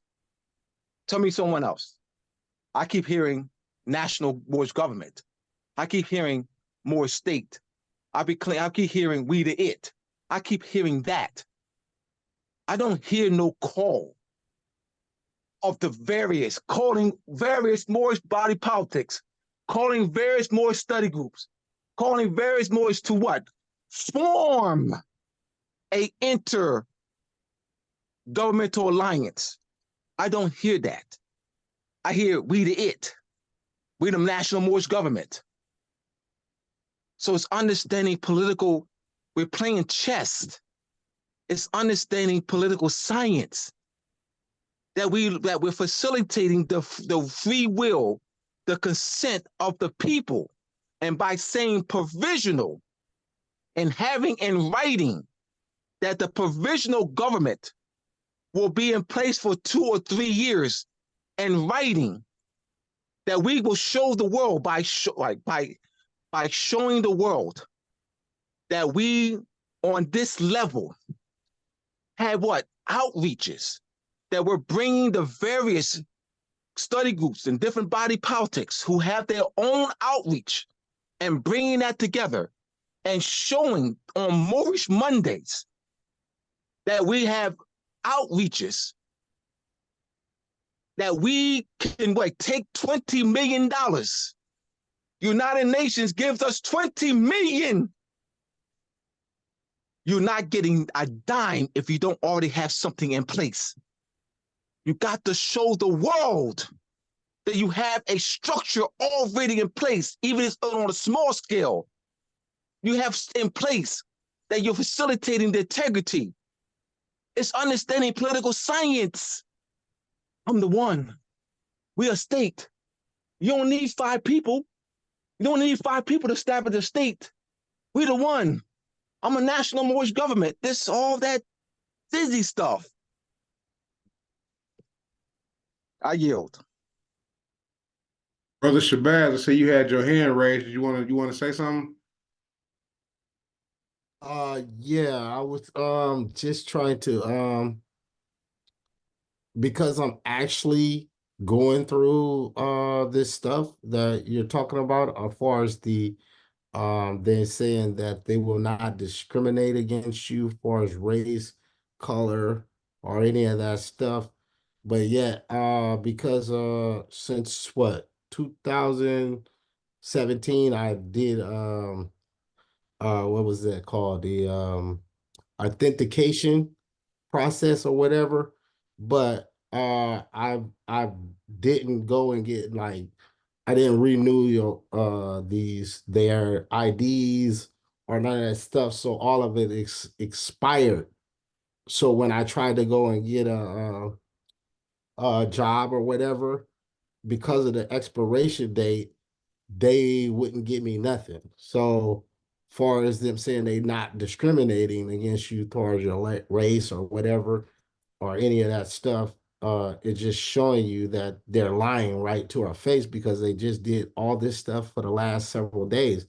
I've been going through that, being denied to get the Social Security card because of expiration date, or because I don't have these certain documents that they require us to have. But I was able to use the authentication process to use Saeed. But since I've been going to Academy of Providence and studying with Abdullah Mosley Bey and Shemi Malachi, I've learned that it's not okay to use your national name on their paperwork and instrument. So I went back to using the numbed gear on that level. And so it's been difficult for me. And by you showing all that information shows that they're actually lying, because I still ain't got a job. And so now I have to challenge them. They give me a number. I have to challenge them to say something about, and I had them put it in writing so I can have this stuff in evidence. And so I just wanted to talk on that a little bit, because, this is very important. And right now I have children, and and by me not being able to provide these incomes for my children, then it send them after me again, because of the mother will then say, well, he's not doing his job. And then so she'll go and then she'll put the male on child support, and then they'll attack you again. And then it's like, it's a no-win situation, because you won't give me a job because I won't agree to allow you to take over my children, because I'm well capable of taking care of my own children. And so it just put us back in the rat race all over again. Although I'm glad that the person that's my partner is actually sticking with me on some levels, but it just show you that all that stuff make us put us in a hardship. And if I didn't have a great support group like you guys, I would have failed, because mentally. But I understand what's going on, so I use the energy within to stay focused, so we can get what we doing out there to the rest of the people. So I appreciate you. Thank you so much. All right, And let me. I'm not going to address that. I'm going to address national political unity. So I'm not going to address that. All right. Gotcha. I'm going to address national political unity. For 30 years, I heard cases like this. Everybody hear me out, please hear me. 30 years I've been hearing this with Saeed. This is not new. 30 years I've been hearing this. When I spent 2 hours out of Shim's mother's house in April of 2019, we stood outside of Shim's mother's. I've known Shim for 20. At that time, I had known Shim for 15 years and never worked with him. Stood out of his mother's house for 2 hours. And Shim, for 2 hours, talk about national principles, restoring national government structure, reconnecting with the international community for 2 hours. That got me excited. For when I began studying with Shim, I approached him with the Saeed's statements. I approached him with the Saeed's, and I mean, I say Saeed's type statements. Shim, what are we going to do differently? The Saeed's type of comments are addressed individually. That's why I said I'm not going to address Saeed, because Saeed, what I've seen, what conscious Moors have seen, conscious Moors have only seen until Shim Malachi Bey, until Shim Malachi Bey, conscious Moors have only seen addressing the Saeeds individually, but not from a national principle perspective. So it's so I knew it would take time. As Pacola knows me, Terrence knows me, DuPont knows me, Arcono knows me, you know me, Saeed, Amanda knows me, Quasi knows me. They know that I am practical. So my dear beloved brother Shim, we will ride and die with him. I am ride and dying with him. I am riding, dying with him. Shim gets a little ants in his pants. the go now. And that was, and I'll discuss this at the conference. And one of the things that Terrence has always encouraged us is also present the downs, the challenges. Don't only present the ups and ups and ups and ups. Don't present the ups and ups and ups and ups only. Present the challenges too. All right, so that was a challenge that I had with Shem of the go now, the ants in the pants. I don't have ants in the pants. I want this to be sustained success. Mm-hmm. So Shem has followed my beat. I wasn't following Shem's beat. I was not going to follow the ants in the pants to go now. You're not going to get me on that. Nobody's going to get me on that. I'm not following that. I'm not following ants in the pants go now. I'm not following. Terrence knows me. I'm not following that. Pacola knows me. I'm not following that. You're going to follow my beat. You're going to follow my beat of let's put this together right. Let's build this so it can be sustained. That's classes. You're going to follow my beat. I'm not following go now, and I'm not following that. Because I know that's destructive. So that was challenging. So, Shem, he understood and he began following my beat of let's build structure. Let's build education. And at that time, Tamara was working with us.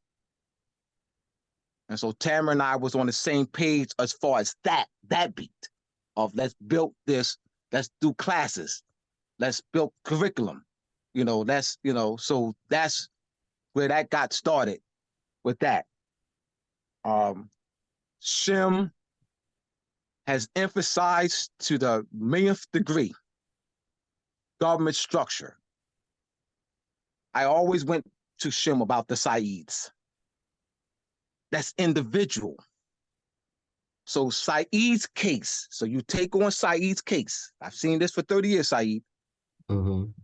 Take on Said's case, individual, where the national principles are not being applied. Mm-hmm. Said gets a win. Yeah, it only applies to Said. Mm-hmm. And so that person is now exhausted. That person's burnt out. Everything I'm saying, I'm not exaggerating. This is 30 years of observation. Mm-hmm.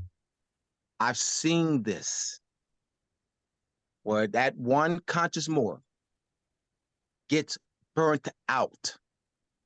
They spend 3 months on Said. They spend another 4 months on Pacola. Mm-hmm. They're burnt out now. You have burnt the person out. What's the best thing to do? Is facilitate courses to have more Shem Malachi Bays. Mm-hmm. You don't want Shem to burn himself out. Right. That's not sustainable. I'm talking from 30 years of observation. And those conscious Moors are not involved anymore. They were fired up like me. They were like Abdullah Bey. They were fired up like me. Oh, yes. Oh, yes. Oh, yes. And they are no longer active in this Moorish movement. Why, Abdullah? Because they got burnt out.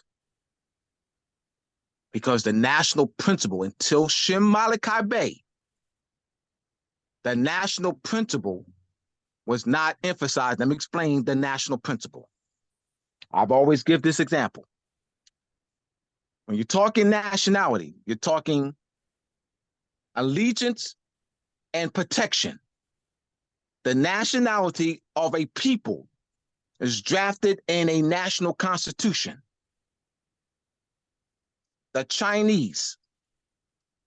A Chinese flies from China to France. The Chinese while the Chinese is on the plane, the Chinese is covered with the Chinese Constitution. Because in the Chinese Constitution or French Constitution or English Constitution is the nationality of the people.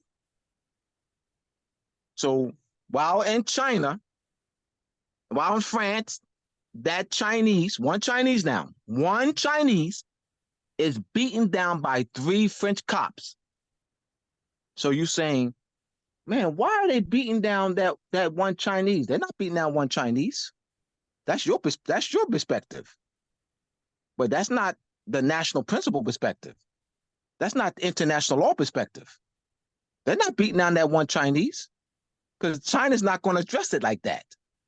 China's not going to address it that they just beating down Saeed. No, China's not going to address it like that.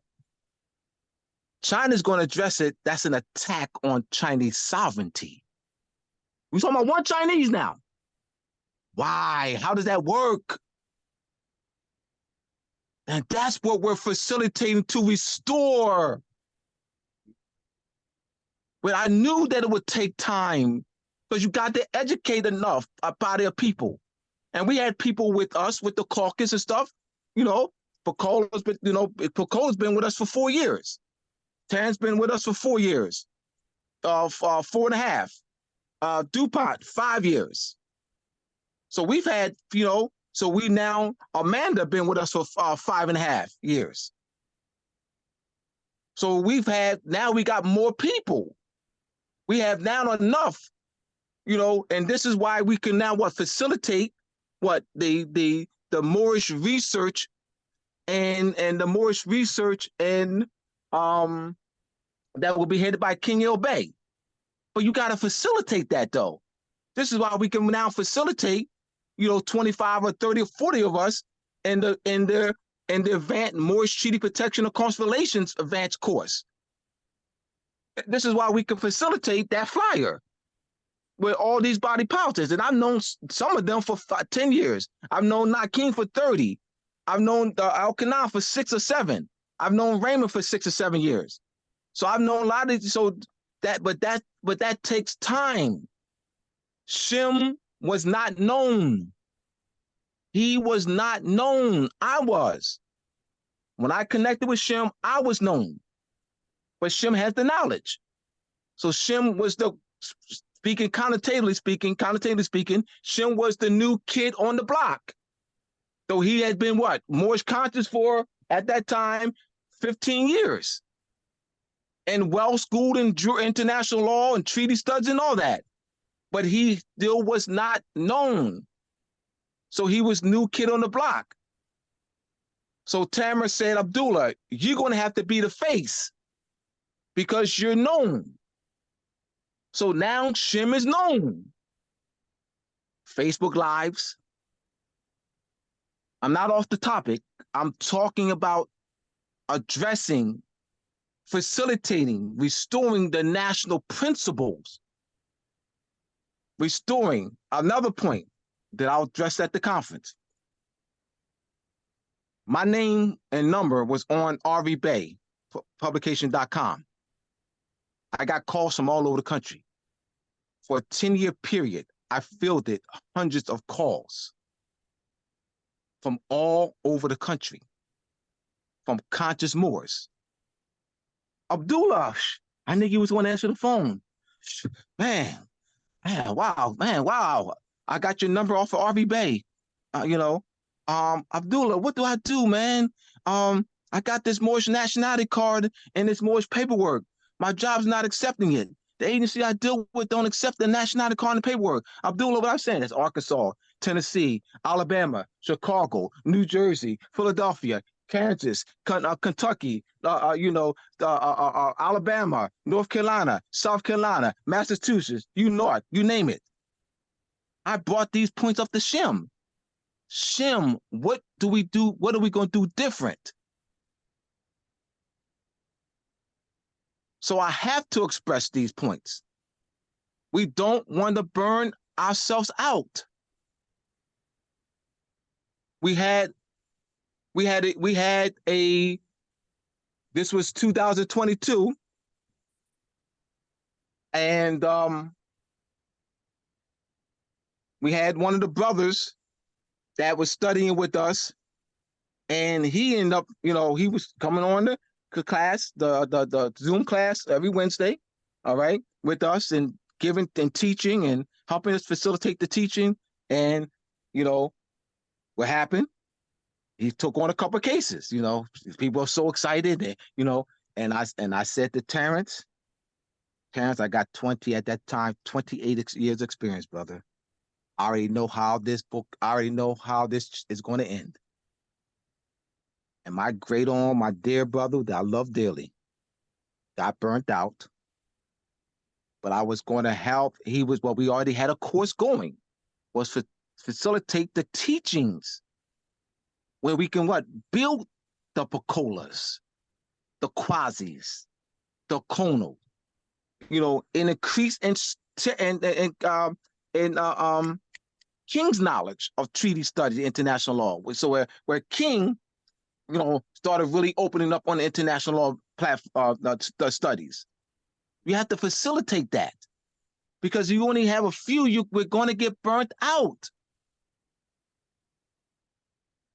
I've seen it for 30 years, and it has taken us time to even get to this level.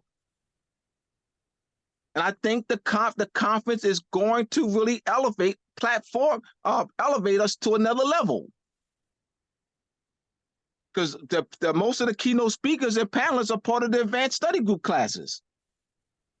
All right, so that's how I'm addressing your situation, Saeed. Could I add something, Abdullah? Yeah, Thank please you. I do, appreciate King. it. Okay. Yes. Let me break this down about how litigation works in the court. When I tell you I have won a lot, we got to deal with the 5 points, right?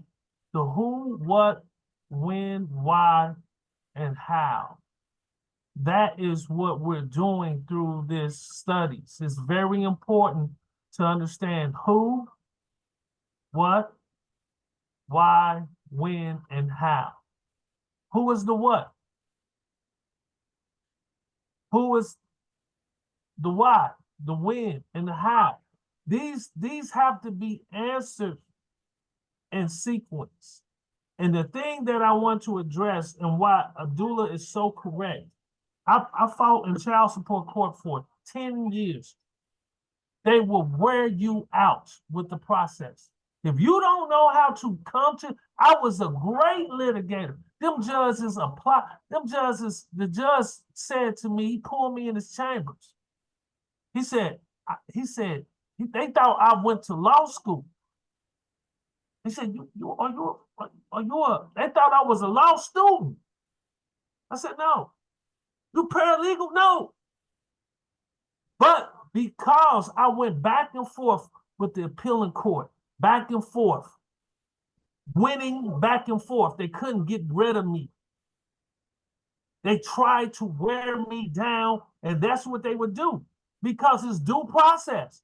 You're going to have to go through the district court, then to the appealing court, and then to the Supreme Court. And the appealing court and the Supreme Court are acting as appealing, unless you're coming under original jurisdiction for a original issue. Abdullah is right on a national standpoint, so that you can have a case that fit all mores. But when you do it as an individual and you talking about equal protections, you can use that in the court, but it's under their scrutiny. So I talked about religion because that was one of the aspects of which I used to always win. That was a very strong argument. But we have to elevate our knowledge base based on the national conference, and what would that do for us to elevate us as a body politic in which they have to recognize us under Moorish treaties. But I do want you to understand, those Moors who wrote those treaties, They was also, they was practicing Islam. They were called Mohammedans. They weren't called Muslims. They were Mohammedans. You have to the devil is in the details. When you read a treaty or read a document, you must inspect it thoroughly to determine who, what, when, and how, and why. Everything has to fit in place. If you can't answer those 5 points, it's going to be hard for you to win your case. It is very crucial. This is why we're doing these studies, so we can put the perpetrators together. So we can say Francois and French Bonnet and the other guy, they were the perpetrators. They perpetrated a fraud. Now, who was the co-conspirators? What did they do? What was the actions they did? Oh, they taught that in universities. So who funded the universities? Oh, the United States has something to do with the funding? So they are a what? Co-conspirator. They're implicated in the action. It doesn't matter why they did it, it's that they had a hand in it.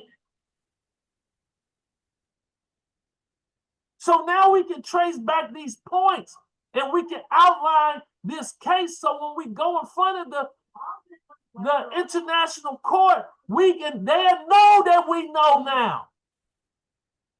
We seen the hand in the cookie jar. We looked at what you did. You exposed the history. We seen how you use words to terrorize us, to denationalize us, to strip us down to nothing, to strip us from our right of landlord,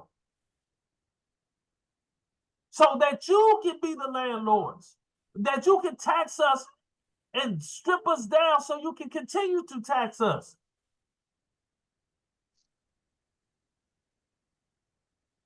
We don't have no home to run to. Everybody else, the Chinese can go back home. The German can go back home. The Polish can go back home. The French can go back home. The Russian can go back home. Where do the Moors run to?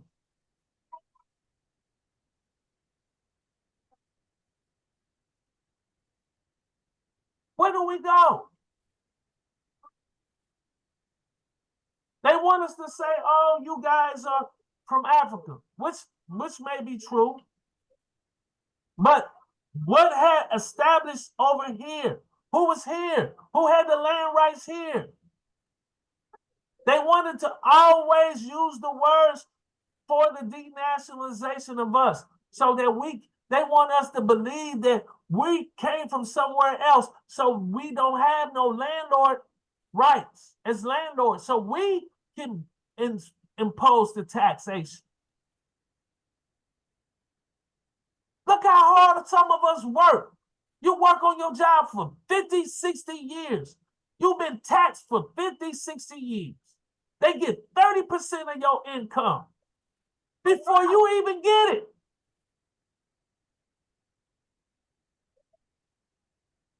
How you gonna ever get ahead in life when somebody is getting 30% of your income before you even get yours?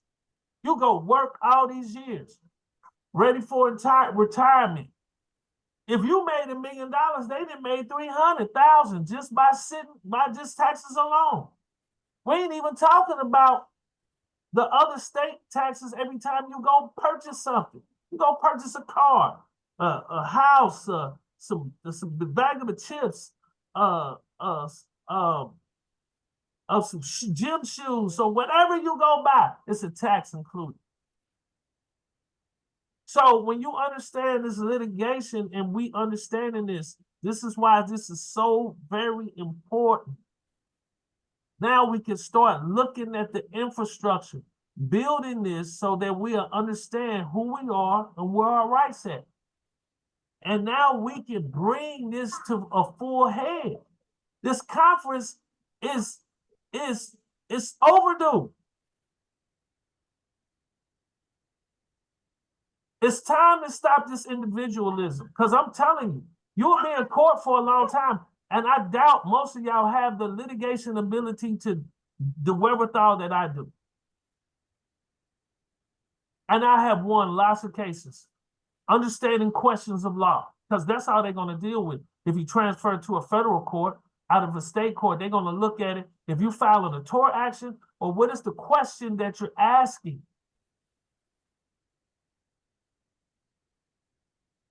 What is the question? What is the federal question?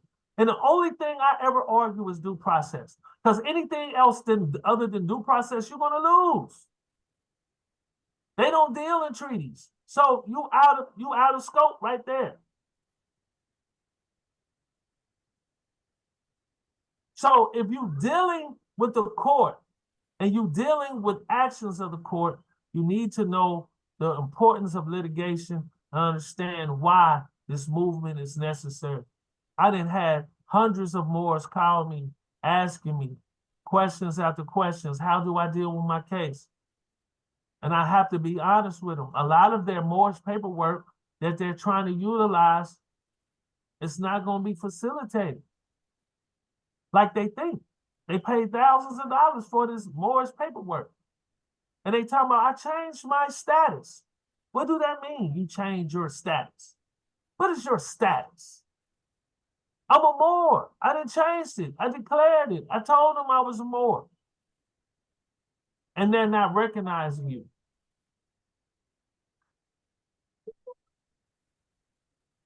You know how many people I know have went to jail and don't understand the importance, and they don't know how to litigate and know how to stand on their points of view, and the United States is not recognizing them as Moors?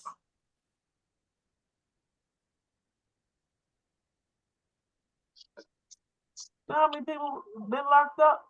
So it's very important, you know, that we take this information seriously and not just look at what Okono is doing, because this is marvelous. I'm learning. I never knew who these three guys were.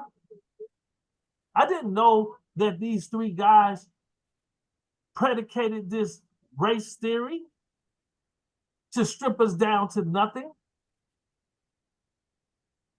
Now I know who one of the three perpetrators. Now I know who France was involved. Dutch, you know, other Germany, United States, Great Britain, you know what I'm saying? They were all involved in this. They was co-conspirators in this action. We got their head. This is part of what we're doing. What Okono had broke down to y'all should be taking notes. For those who gonna be in the committee, you should be taking notes. Why? Because now we got one, two, three perpetrators. And now we can just link it in and see how these perpetrators came in and conspired with others. We don't have to know the reason why they conspired. We just got to know they conspired. And once their conspiracy had involved to stripping of race, stripping of treaty rights, stripping of nationality, terrorism, genocide, they broke the law at that point. It don't even matter why they broke it. They just broke it. Long as we can show and trace this, family, is very important. I yield.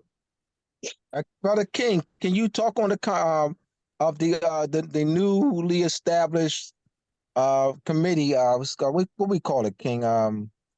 Research. So this investigative reporting, the Moorish investigative reporting. What our job is to do is an outline based on various studies, history, law, treaties, all of these things. And what we're going to do is build a case from scratch based on the facts and findings that we have generated through our research. to identify all the criminal elements, to identify the perpetrators and who were the conspirators, who was all implemented in this transaction of the stripping of the Moors, and how it affected them over the generations, and what we lost. Not just segregation. It wasn't just segregation. This was torture. That's right. To strip of people of their identity of who they are, that is cruel and unusual.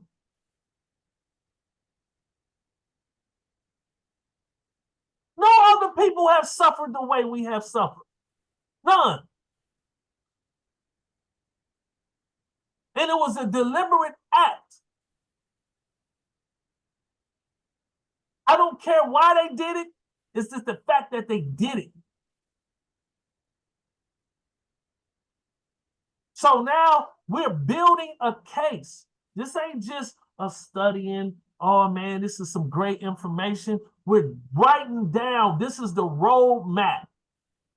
So when we go to these courts, we're going to have it all etched out in chronological sequence, number line, how it was perpetrated, who was the conspirators, who broke it down, so now we can get our true reparations and be made whole. The wholeness is being able to be recognized as a treaty, as a family of nations who had favor. Putting us back in the family of nations, recognized.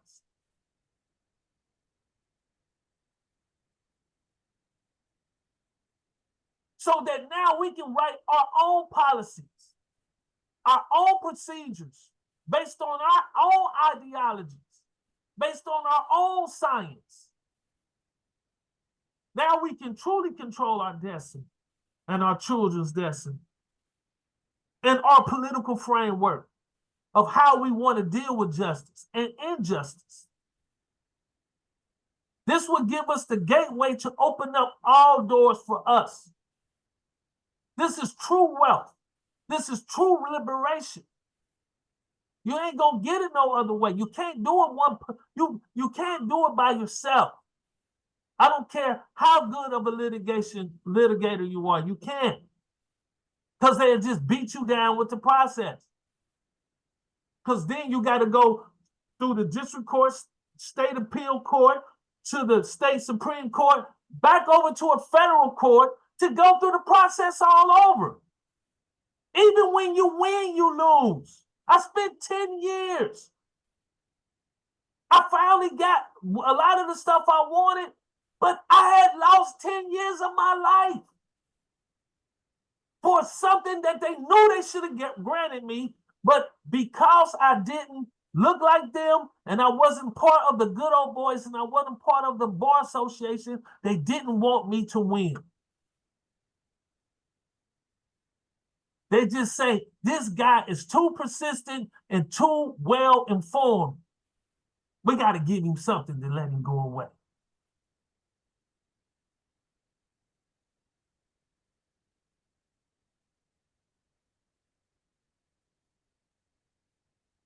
They will beat you down. That's why a lot of Moors don't win. So when you come to this information, reason why we got to stick together like glue. This is very important.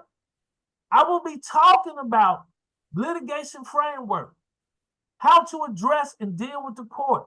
I will be giving you key techniques, points, understanding how to litigate, the procedural framework, understanding this profound. Because once I knew this on the domestic level, I knew they couldn't. Eventually, when I get to the international level, I was going to be something that I was going to be a force to deal with because it mirrors each other. It mirrors. They just use different wording. but it's based on the same principle. Nationality is the key of the day. Abdullah is right. You're not, if you can do this, if we recognize, then guess what? When one Moor get a victory, it's a victory for all Moors.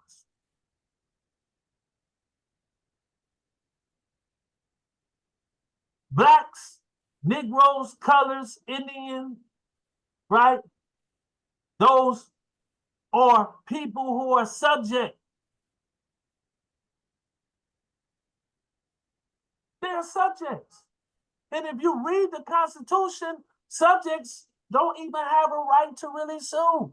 You got to have a government really to sue on your behalf. This is how I know most Moors don't win their cases. If you have a nationality, you must associate with a government. It's a must. You associate with a government. That's in constitutional studies. So when you look at the framework of these documents, you must understand them through and through, in totality, so that you can be able to look at the principles of law and stand on those principles. I stand on due process because it is a principle. I understand contract law, rights conferred by contract, because I know a treaty is a contract. And I know the rights are conferred in the contract. And I must read the treaty and study every word in the treaty to get the truth from the etymology and from the legal sense, based on the people who were writing the treaty. So the Moors who wrote the treaties, they was Islamic. How do I know they was Islamic? Read the preamble of the treaty. Look at the date they signed. Why would they sign it under Islamic calendar? Look at all the evidence in the treaty to determine who they were. Because Mohammedans, that was a part of their culture. That was a part of their culture. It was embedded in their practice because that was a part of their culture. When you look at a document, you must look at everything with a fine-tooth comb. Study everything. This is how you get good at understanding. Abdullah is correct.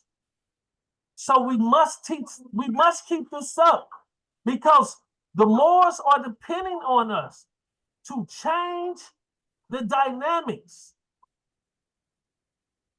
I yield. That was Yeah, perfect. so That this was perfect. that's my though. So this is a committee that's gonna be headed by Keng. And we did talk about something like this a year ago. So the time is right. I said to Keng that I wanted to form this committee before the conference so that we can announce this at the conference. That we can announce that we have this committee. We have the Moorish Treaty Protection and Consular Relations Advanced Study Group. We have the General Advanced Study Group. We have an educational structure. You have the political structure, and you'll see that. And when I do my class tomorrow, there'll be class number 6, the Moorish Treaty, the Advanced Study Group session, and I have Keng already. I already put that down. Will Keng be heading this committee? I have the Moorish Treaty Protection and Consular Relations study group. We'll be facilitating. We'll have about 25 or 30 of us that will be part of that advanced study group, and we'll have about 10 to 15 as part of this Keng's committee. All right, Sister Pecola will definitely be part of it, and I'm looking to bring other sisters in, and I already had brothers in mind, but other sisters, and I already told Sister Bacola she'll be part of this event, this committee, and looking for a few more sisters to be brought into the committee. We have to. It has to be people who are doers and have a working knowledge of what we've been doing, so we can all carry our own weight. It ain't going to be where Keng is doing all the work. That's not going to be. That's not happening, and it's not happening. That's not happening. Where he will teach. He will help guide. He'll be the head of the committee, but we ain't putting all the burden on Keng. That's not happening. Well, we burn Keng out. So we're going to have to all carry our own weight. All right. So I already had those in mind that'll be part of this committee. Go ahead, Brother Kono. I yield.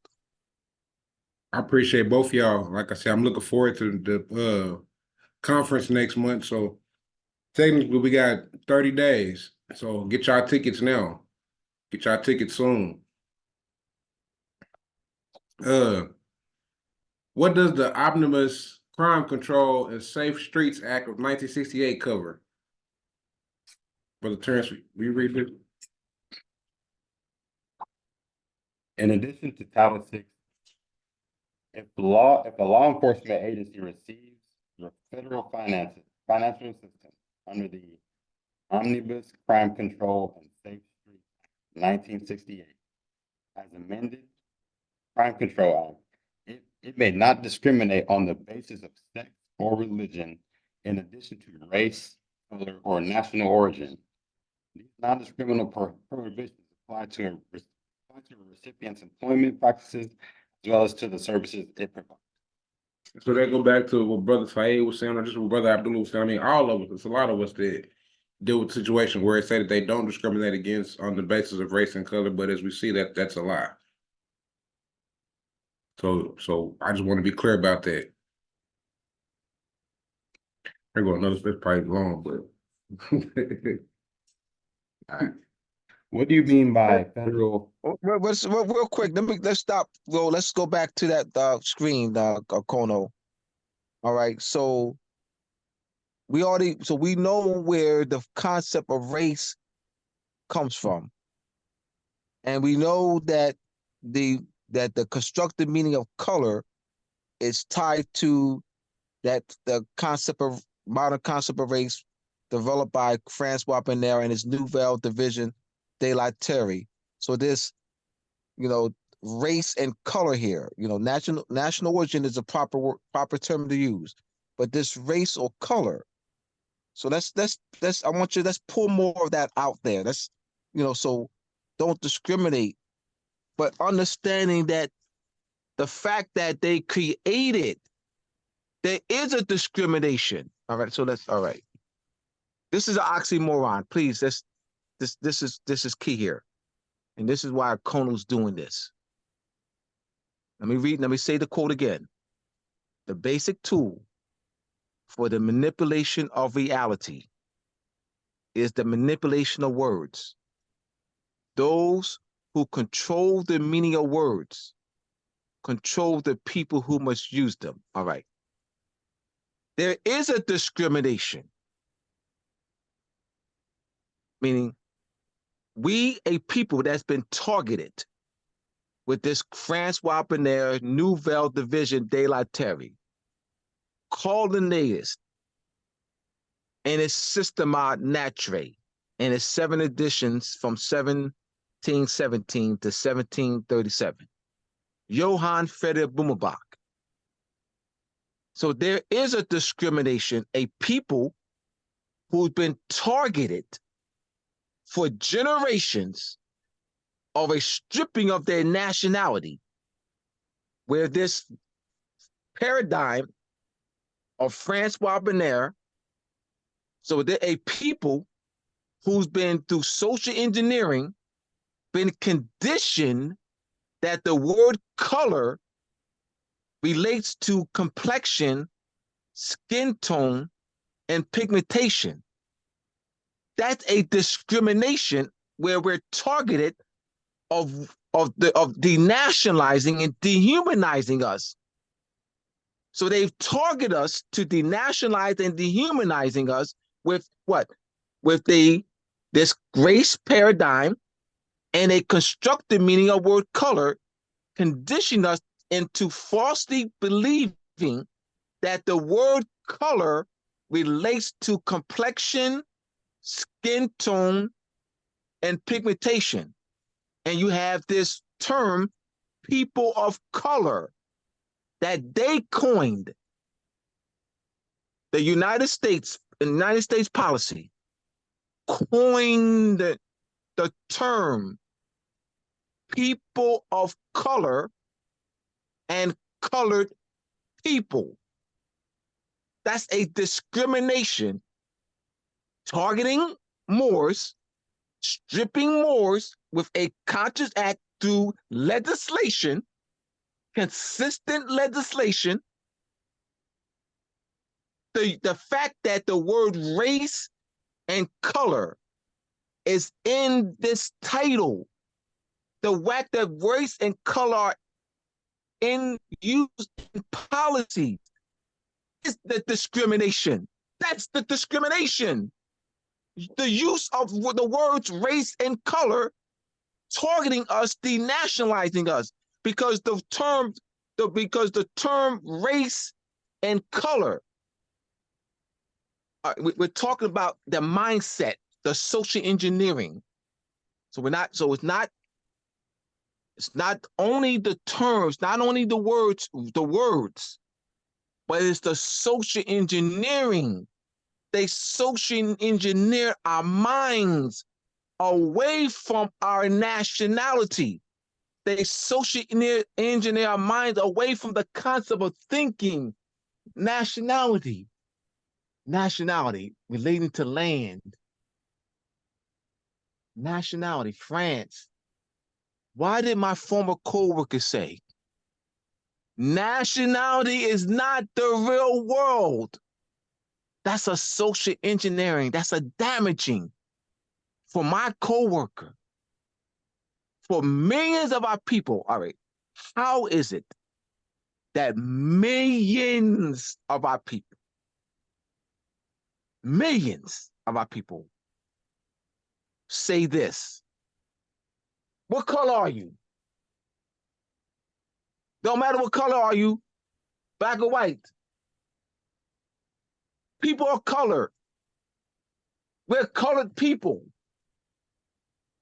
Color only, white only.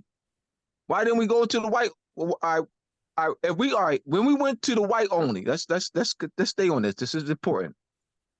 Color only, white only. All right, I'm going into the white only.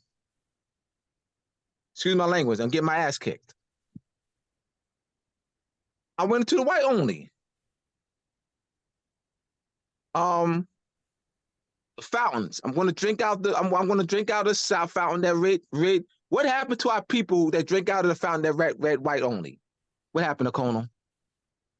What happened to our people that drank from the fountain that the sign that red, white only? They would have got tortured. They would have got beaten, lynched. No, not would have. No. You say, yeah, they did. Okay, well, they did. You said that's a grammar. Once again, grammar. You say would have. Well, We're they talking were. about what happened. They did. Yes, they did. They were beaten. What have means means it didn't happen. If we say what have, that means it didn't happen. Meaning they did get beaten. So isn't that's social engineering by force? See, meaning forcing us to choose. See, force. Once the King say fact findings, our people who went into white only, drank out of fountains for white only, went on bus that says white only. We went there. What happened to us? So through social engineering, we went to the schools. What did they teach us in the schools? We did go to schools. My brothers and sisters, King is right. We have the smoking gun. We have the smoking gun. What do we lack, Abdullah? National political unity. Hence the conference, hence the courses, hence the advanced study groups, hence the classes, hence my connecting with Shem. Hence the Terrence being with us for 4 years, 4.5 years. Hence Pecola being with us for 4.5 years. Hence DuPont being with us for 5 years. Keng being with us. Keng agreeing to being heading this committee and bringing his experience and knowledge to us. I promise you this. The ones with people that I select for this committee are people who are doers. I will not give Keng anyone that's not workers. We're not going to burn Keng out. That's not happening. I will protect that brother. We're not going to burn him out.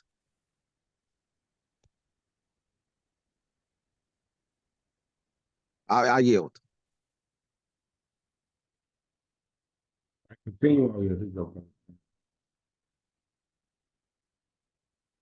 And I want to say one thing to Akanu.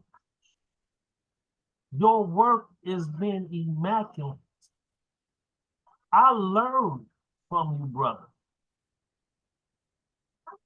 I honor you, brother, tonight for the work you put in. This is very powerful information. People don't understand. You gave us 3 of the perpetrators who perpetrated the fraud. These are elements that we can use. These are the race builders. You gave us the 3 heads. So I honor that, brother. And I thank you for your research and studies. I just want to tell you that this is great information.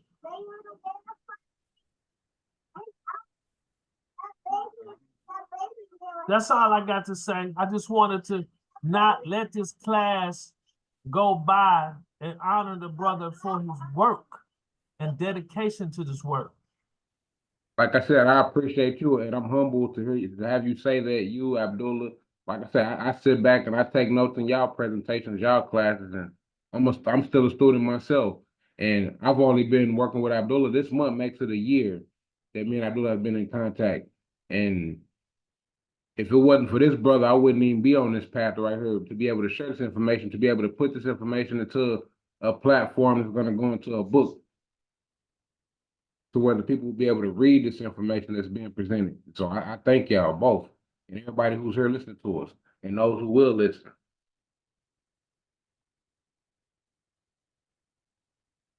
Go ahead. All right. What do you mean by federal financial assistance? Do all police departments and other law enforcement agencies receive this? Federal financial assistance includes funds from DOJ, Department of Justice, but it also means more than just money.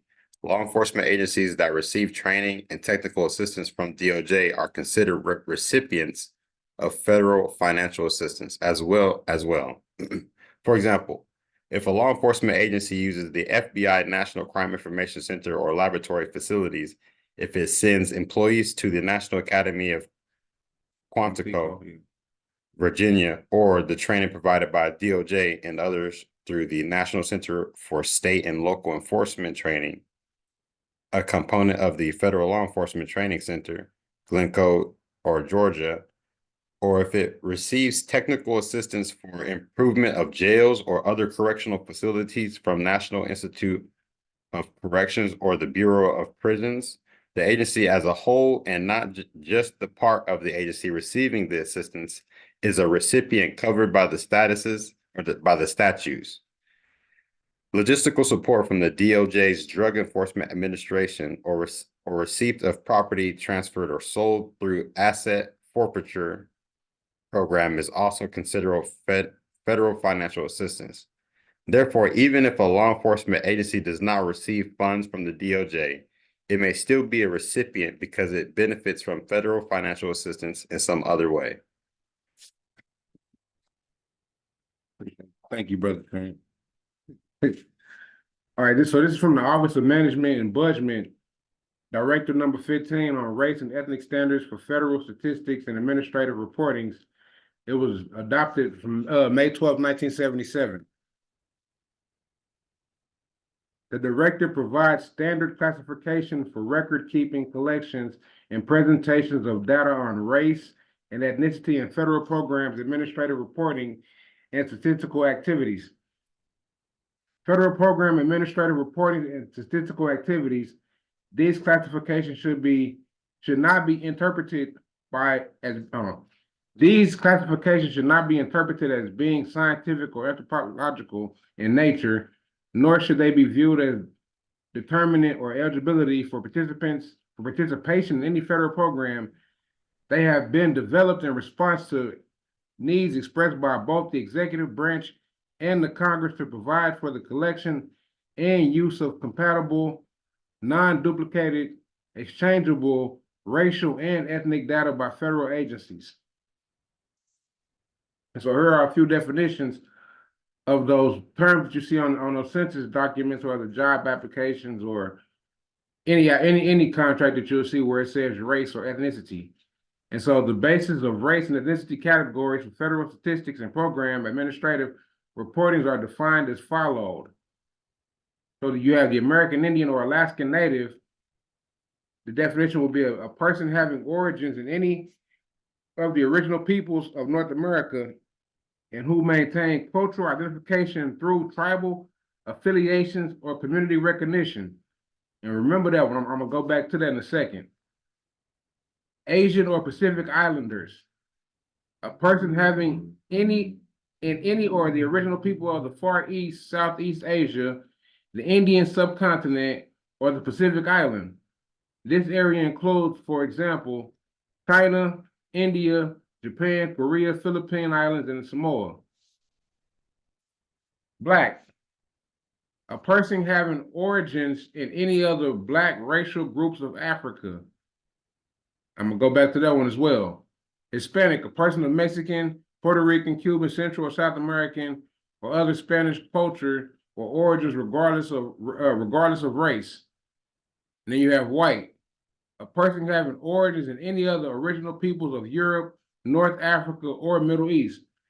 And so I'm gonna start with the white. As I said, originated people of Europe, North Africa, and Middle East. As I said earlier in the census, if you are from the Middle East or North Africa, they make you check white and then put your nationality under it on the documentations. An American Indian, and the reason why I said I want to touch on this is because the definition, a person's having origins in any of the original peoples of North America and who maintains cultural identification through tribal affiliation or community recognition. And so why did I want to touch on this? Because those who control the language control those who use it. And so also, if you're not claiming your identity, if you're not claiming being the landlords over your estate, then someone else is going to claim it.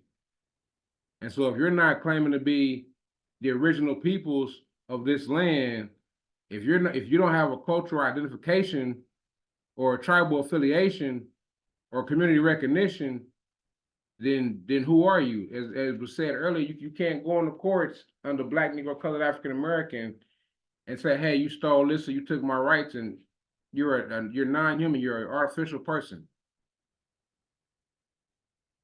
Black person having origins to any other Black racial groups of Africa. So right there, when I read that, I see Francis Benaire and Melville Herskovitz.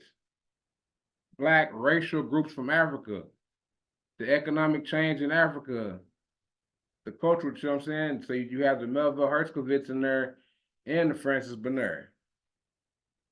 And so they're still stripping you from your land. They're placing you somewhere else outside of where you belong. Utilization for record keepings and reportings to provide flexibility Is it preferable to collect data on race and ethnicity separately? Or is it preferably to collect data on race and ethnicity separately? If separate race and ethnic categories are used, the minimum designations are, so you do with race, you have American Indian, Alaskan Native, Asian or Pacific Islander, Black and white. Francis Bernard Carlson, all this is still Francis Bernard Carlson, Linneaus, and Johann Friedrich Blumenbach.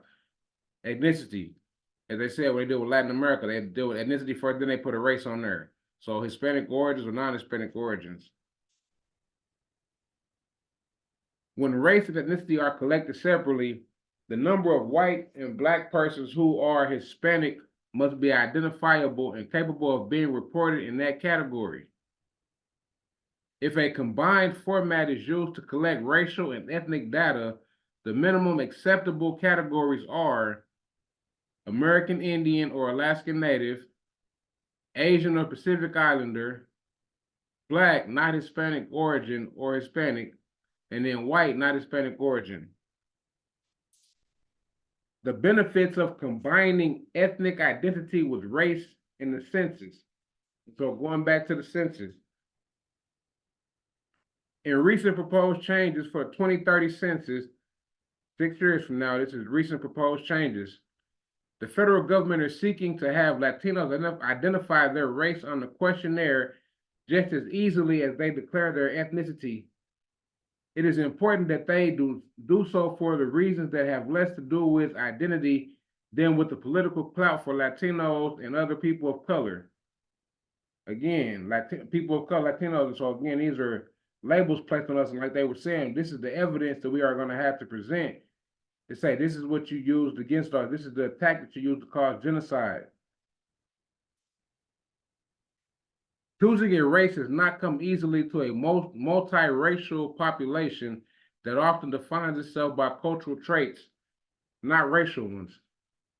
The disconnect between how a large number of Latinos view themselves and how the census wants to count them every 10 years has only grown over the decades.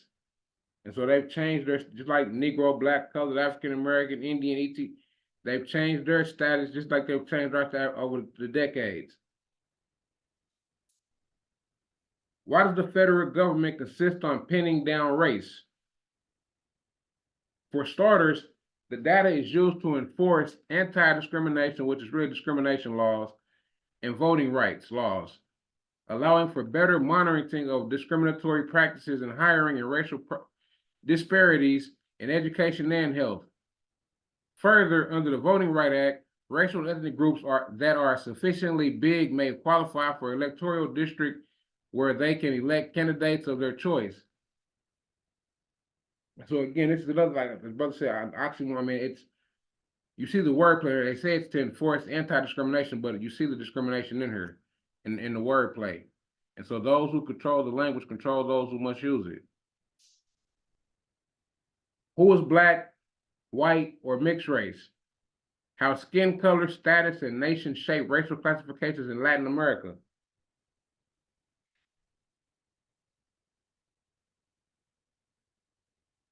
Comparative research on racial classification has often turned to Latin America, where race is thought to be particularly fluid, using National League representative data from the 2010 and 2012 America's Barometer Survey. The author examines patterns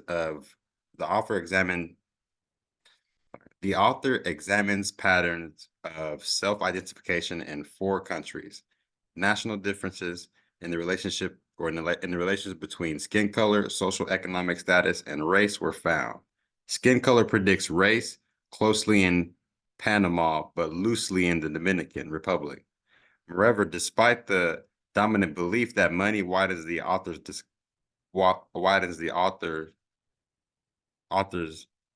discover that status paralyzed Brazil, mestizos,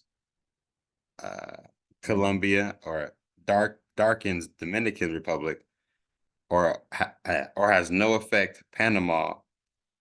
The results show that the race is both physical and cultural, with country variations in racial schema that reflects specific historical political trajectories. So basically, based on your skin complexion, skin tone, is where they put you in these categories in South America and Brazil in their census. And so, as I said, skin color predicts race closely in the Panama, but loosely in the Dominican Republic. Moreover, despite the dominant belief that money widens the author's discovery that status polarized Brazil, which are they call mestizos, in Colombia, the darker Dominican republics has no effect on the Panama. Basically, the darker and the lighter, black or white, that's how they determine their status. Like you have dark Asians, but they only show you the pale skin Asians. You have dark Chinese, but they only show you the pale skin. So same similarity. Throughout the Americas, the idea of race is commonly being used to make social distinction, especially regarding persons of African origin. And so so-called Negroes, black, colors, African American, etc., they've used this race specifically for us. And so again, this is the evidence to prove what happened and who the perpetrators were. In recent years, scholars, scientists, and policymakers have turned increasing attention to matters of race as a factor in our society, the judicial system, and in American history. Alex Lika, stripping the image. And so again, American history, the false narrative, or not mentioning who the Moors were. The history of the U.S. immigration and nationality law demonstrate how race became a factor in determining who could come to the Americas and who could not. Studies of Chinese exclusion laws for the old immigration quota system trace a tradition of racist immigration policies. The Supreme Court reinforced this policy in the 1920s with a decision stating that Americans shared a common understanding of who was and who was not white, and by the extinction, shared a common understanding of who did and who did not belong in the United States. I read it earlier, but I'm putting it back in so you understand it, what was going on. How historical racism in science continues to help shape the Black experience. While science is meant to be objective, that hasn't been the case on the topic of race. The concept of race isn't one that is rooted in science, experts say, yet it has taken hold and helped drive oppression for centuries. This is a report from Nicole Mortellaro from CBC News. Science is meant to be objective. In order to be trusted, it is to be free of any bias or prejudice and simply rely on experimentation, observation, and conclusion. However, that has not been the case when it comes to race, and centuries of scientific racism have been hard to shake, even to this day, where the effects are still being seen and felt. And so this sister right here, Roberta Timothy, a scientist and researcher at the University of Toronto Dallas Lana School of Public Health, said that racism can be seen in the response of current pandemics. She said Black people are disproportionately being impacted by COVID-19. She is researching the Black experience during the pandemic. They are not being prioritized. I can't even say that. They are not being prioritized as a population to be supported, to be cared for, etc. And that comes from a history of anti-Black racism and a history of looking at how science is racist. So I mean, like just a couple examples: Ebola. What was the one they had? Ebola, the syphilis. Like I say, COVID. Actually, matter of fact, this Saturday makes it 3 years since I lost my mother to COVID. But yeah, so I mean, just many ways that they've used science to experiment on us. Our women, when they are pregnant and they go to these doctors and they're giving them these medications and giving them these shots, and they can't even pronounce the words, and they don't know what they putting in the ingredients. We are being used as lab rats.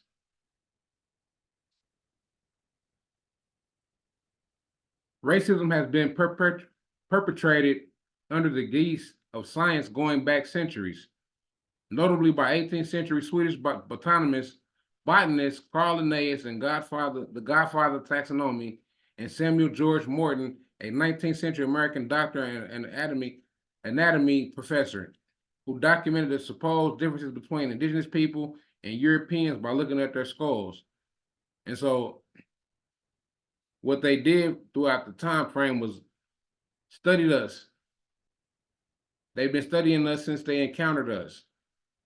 Now it is time for us to study those who have been studying us. And so we must study what's been going on. We must study how we got in this position. We must learn what took place, how it took, like Keng said, the who, when, why, where, how. We must ask all these questions. Well, who did it? Why they did it? When they do it? How'd they do it? Where'd they do it? If you don't ask those questions, you won't get those answers. Linnaeus' classification system on human beings reached a pinnacle with his 10th edition of Systemae Naturae, published in 1758, in which he put humans into several categories, including skin color, behavior, and clothing.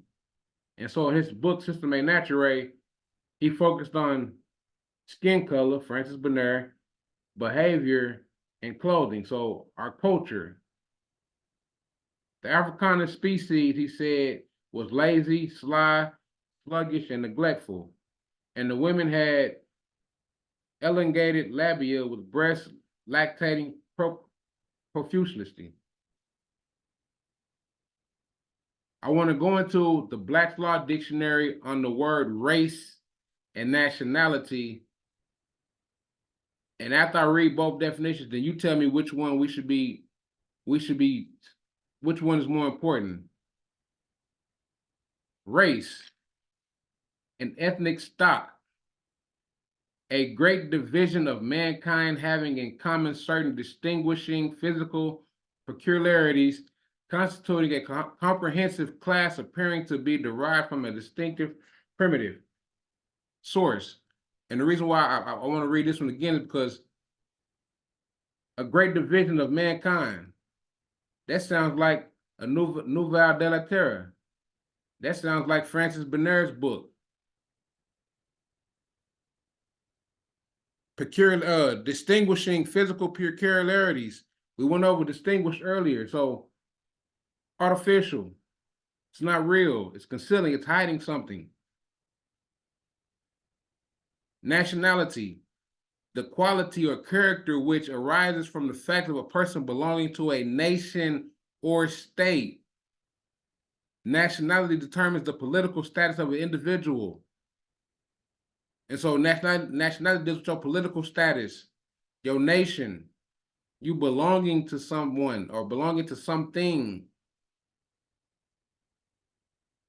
Nationality is also used as opposed to territoriality for the purpose of distinguishing the case of a nation having no national territory. And so again, nationality is with your territory, your land, your resources, your estate.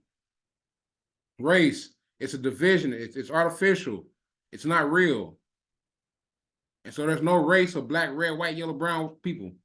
There's no race of blue, green, pink people, orange people. They never existed.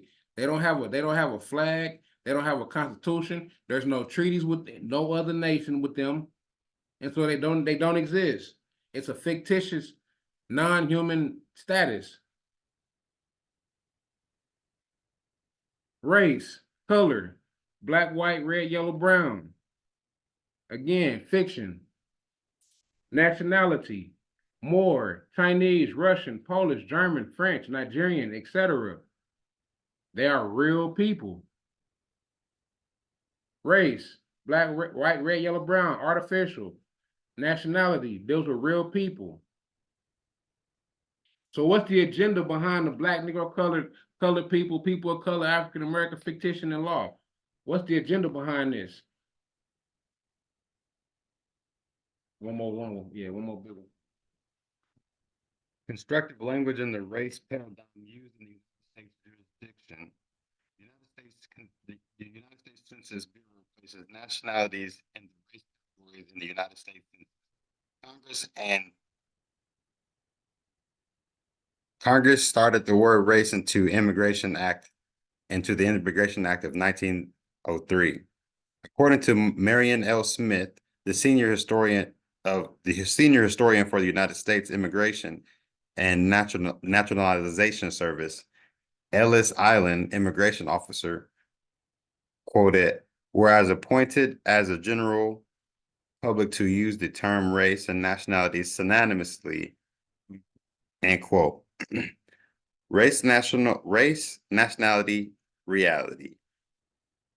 The INS administration of racial provisions. What is the intent of the United States Congress in inserting the word race in the United States Census? Naturalization and immigration laws and the federal race and ethnic standards for statistics and administrative reporting. Immigration official and their list of races or people employed the term race as we might use the term ethnicity, Marion L. Smith.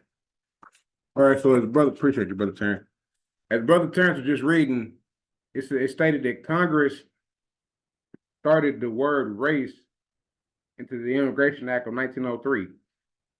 And so you saw the Jim Crow era, 1940s, or we can go a little further back. The Great Depression, the Negro laws, the Negro Acts. I mean, you have these terms, Negro is Spanish for black, so same thing. But we see here who took place in this genocide. We see here who took place in the stripping the Moors of their identity through subjugation, through conquest, through contracts. And so a treaty, constitutional de jure, and blood pedigree questions on what is your nationality. Constitutional and lawful responses in accordance with the treaties, United States Constitution, the United Nations Universal Proclamation of Human Rights, and United Nations Declaration of Rights of a Child. And so these are the responses to what's your nationality. I am a Moor, Moroccan. I am Chinese. I'm from China. I am Japanese, Japan. I am Jamaican, Jamaica. I am Haitian, Haiti. Mexican, Mexico. Cuban, Cuba. Dominican, Spaniard, Spain. Portuguese, English, you see it. Scottish, Irish, French, German, Dutch, Italian, Russian, Polish, etc. And so these are nationalities. The foreign conquesting colonial powers, United States, Great Britain, France, and Spain, they want the Moors to continue to consent to them administrating over our Moorish estate. So they want us to continue contracting. What's the word that they always say when I was at the job that's cut up? We want you to, what's the word I'm looking for? When they want you to just go along, they want you to just follow. It'll come back to me. Cause I remember my supervisor told me we got into it one time. What is it said again? Comply. Yes, comply. That's it. Just comply. You know what I mean? Just go along to get along. Just follow the rules. Don't stand up. Just sit down. And so this is from the United States Census. In recent proposed changes for the 2030 census, the federal government, I read that. Why do I got this on there twice?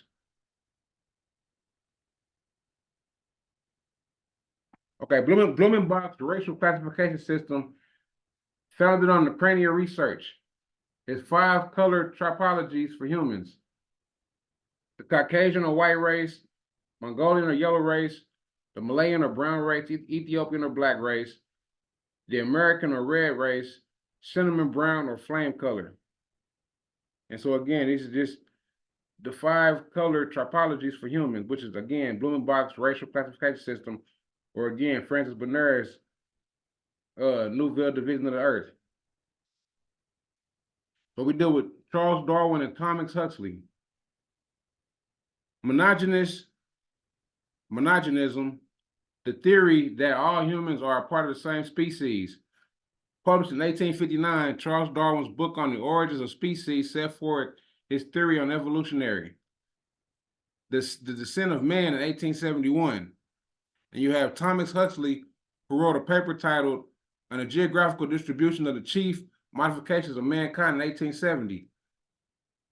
Charles Pickering, Races of Man and their Geographical Distribution. Franz Boas, I mentioned him earlier, the German anthropologist. He disagreed with Carlos Linnaeus's taxonomy theory. Sir Julian Sorley Huxley, the English evolutionary biologist, humanist, and internationalist. And so just y'all see these dates you're seeing from 1600s, 1700s, 1800s, late 1900s. The subjugation, the reclassification, the works that was being put into place. So are we judged by our legal status, or are we judged by skin tone, skin color? Let's look at the Dr. King's I Have a Dream speech. I have a dream that my 4 little children will one day live in a nation where they will not be judged by the color of their skin, but by the content of their character. And so even Dr. King was misled in the misleading other people.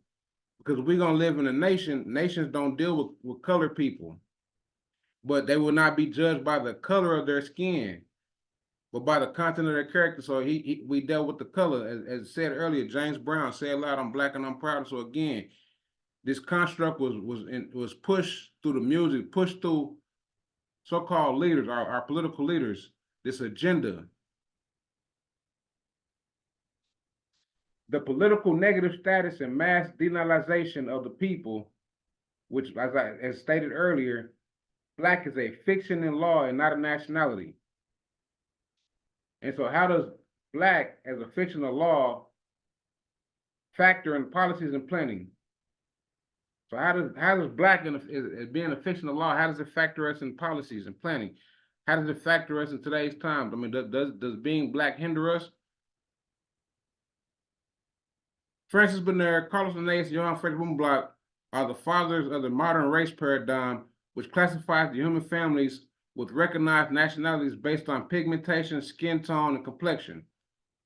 White and black have been used in the United States Census from 1790 to current, and the race and ethnic standards for federal statistics and administrative reporting. The United States Secretary of Commerce has been delegated authority to oversee activities in the Commerce Department. The Census Bureau is a part of the Commerce Department. The Office of Management and Budget, the OMB, is a part of the Census Bureau. The Office of Management and Budget implements the race and ethnic standards for federal statistics and administrative reporting. And so now we know it's the Office of Management and Budget. And so those are the ones who are implementing this race and ethnic standards for federal statistics and administrative reportings. Critical thinking questions, and I'm almost done. I appreciate y'all giving me your time tonight. But does nationality mean skin color or national origin? Does nationality mean skin color or national origin? Nationality identifies a person's ethno-geography, national land, national country, national sovereignty, national constitution, national government seal, national government flag, national government representatives.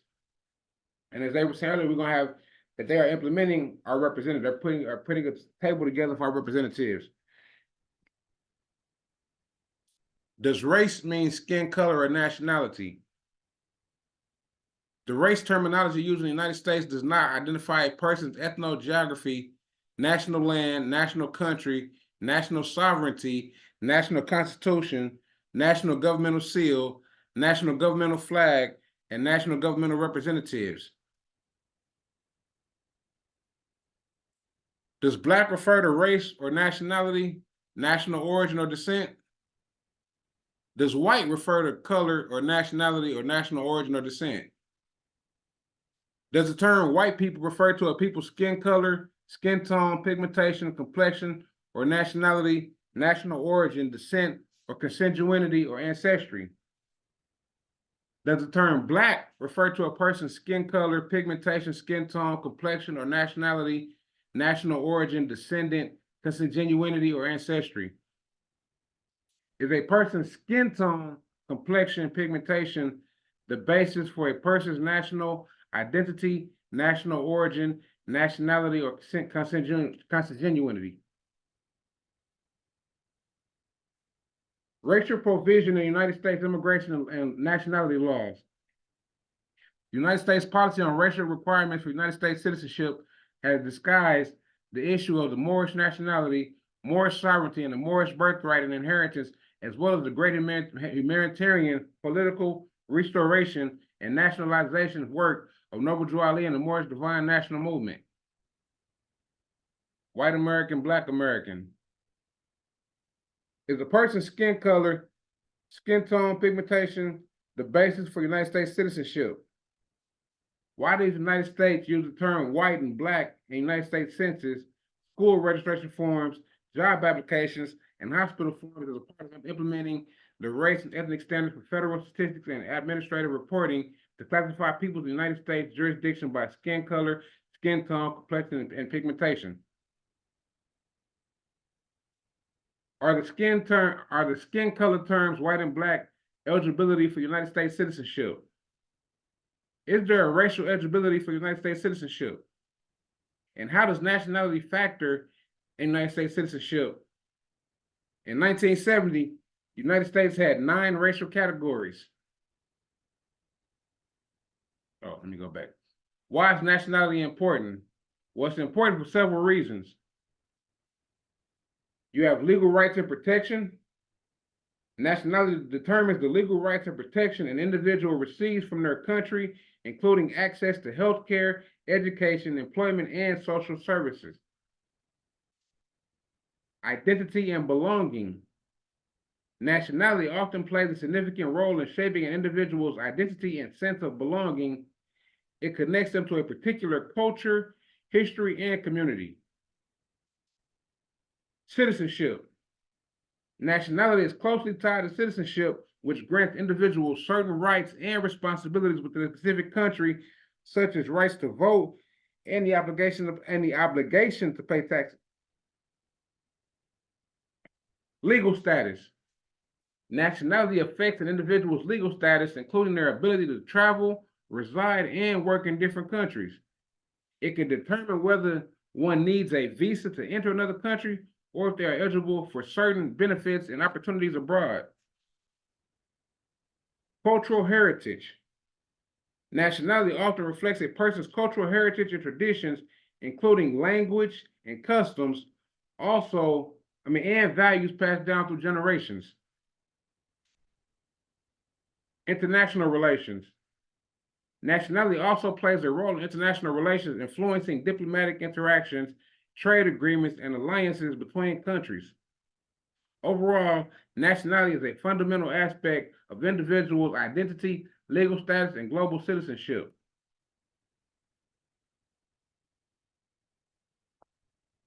I don't want to keep y'all held too long, so I'm gonna go ahead. Brother Abdullah, Sister Picola, or Brother Keng, would any one of y'all like to go ahead and talk about the conference? Picola and Keng. Look, Sister Picola. I'm here. All right. Yeah. Go. Sister Picola's available. Go ahead, Picola, and then we'll have Keng go. The flyer's up. What are you asking? We want to talk about the flyer, the conference, the flyer that's up, that's on the screen. Yes, the flyer. So the flyer is representing the National Political Unity Conference scheduled for the 18th of May, Philadelphia, Pennsylvania. Various leaders represented there. The various people actually have their own individual groups, their own individual populations pertaining to what their own group's agenda is. And so the Unity Conference is to ask the various people to come together so that we can identify our needs for a centralized, or at least in this case, a provisional government structure.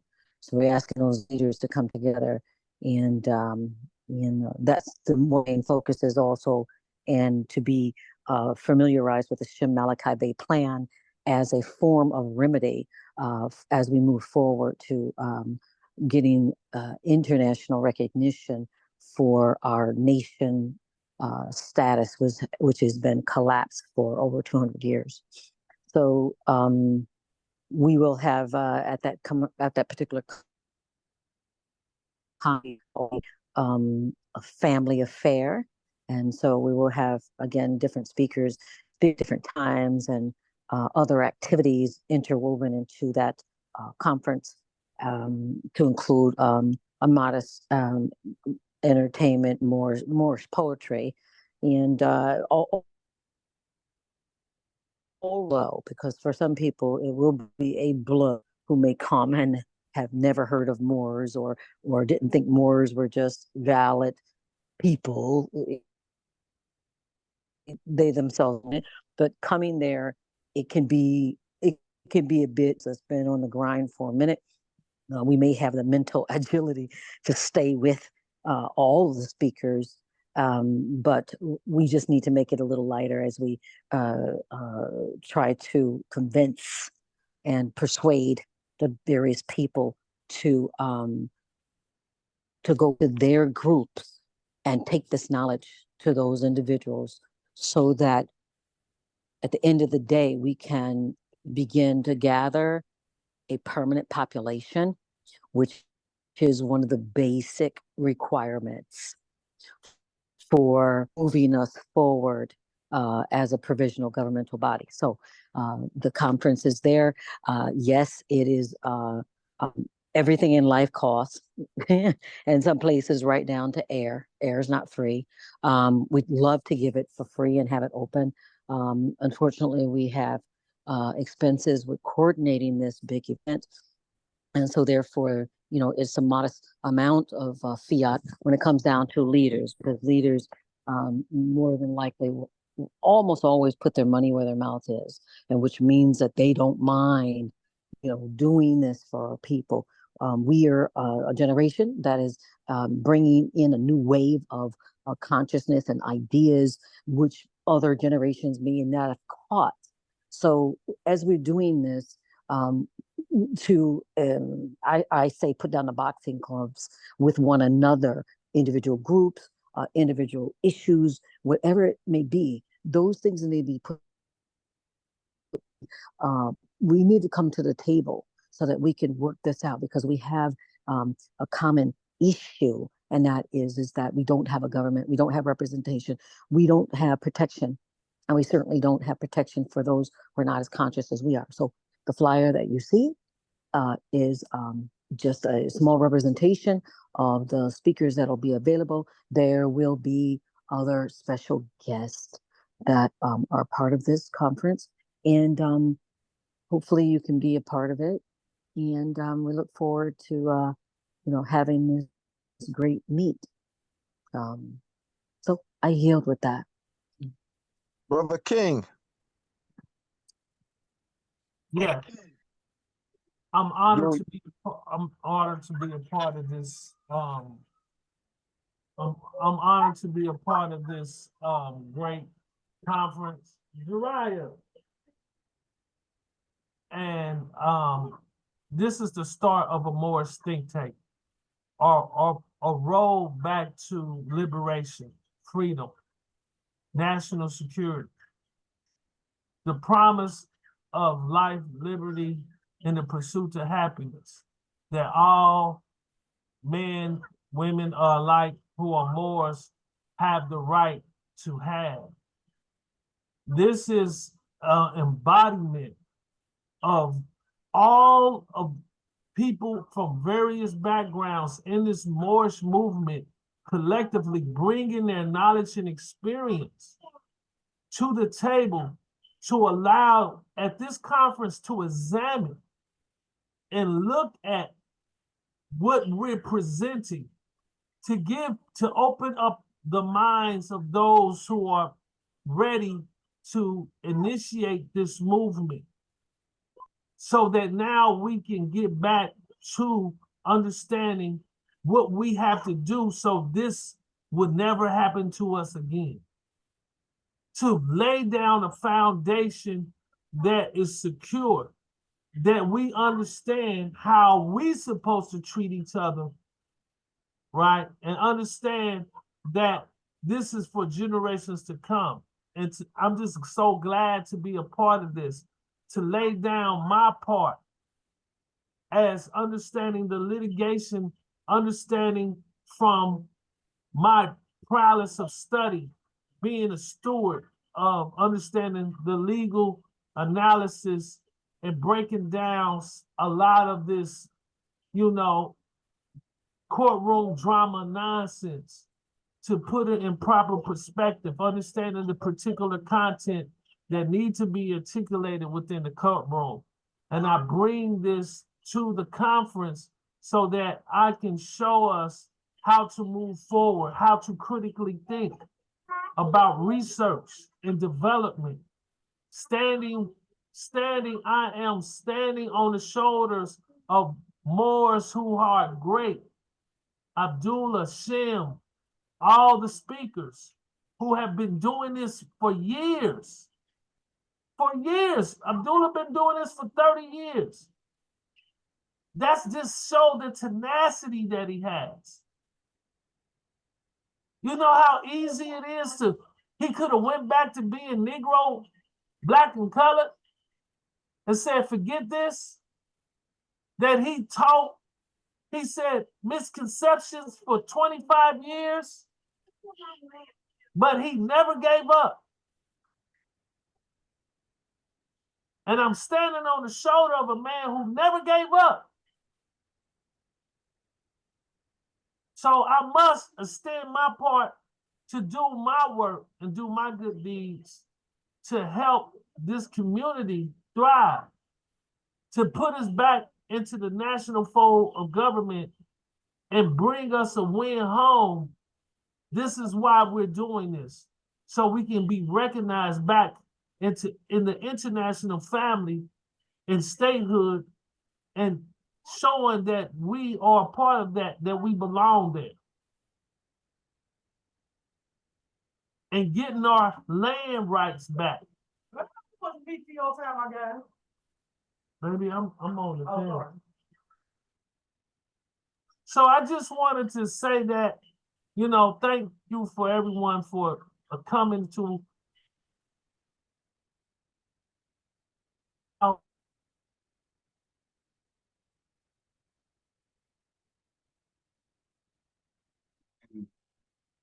Again, I apologize for having to redo this lesson, this presentation, but this one was actually better than the first one, so I'm actually glad we got this one heard. And that's it for tonight. I'll be looking forward to everybody in tomorrow's presentation with Brother Abdullah for the advanced study classes. I will be presenting my part 5 next week.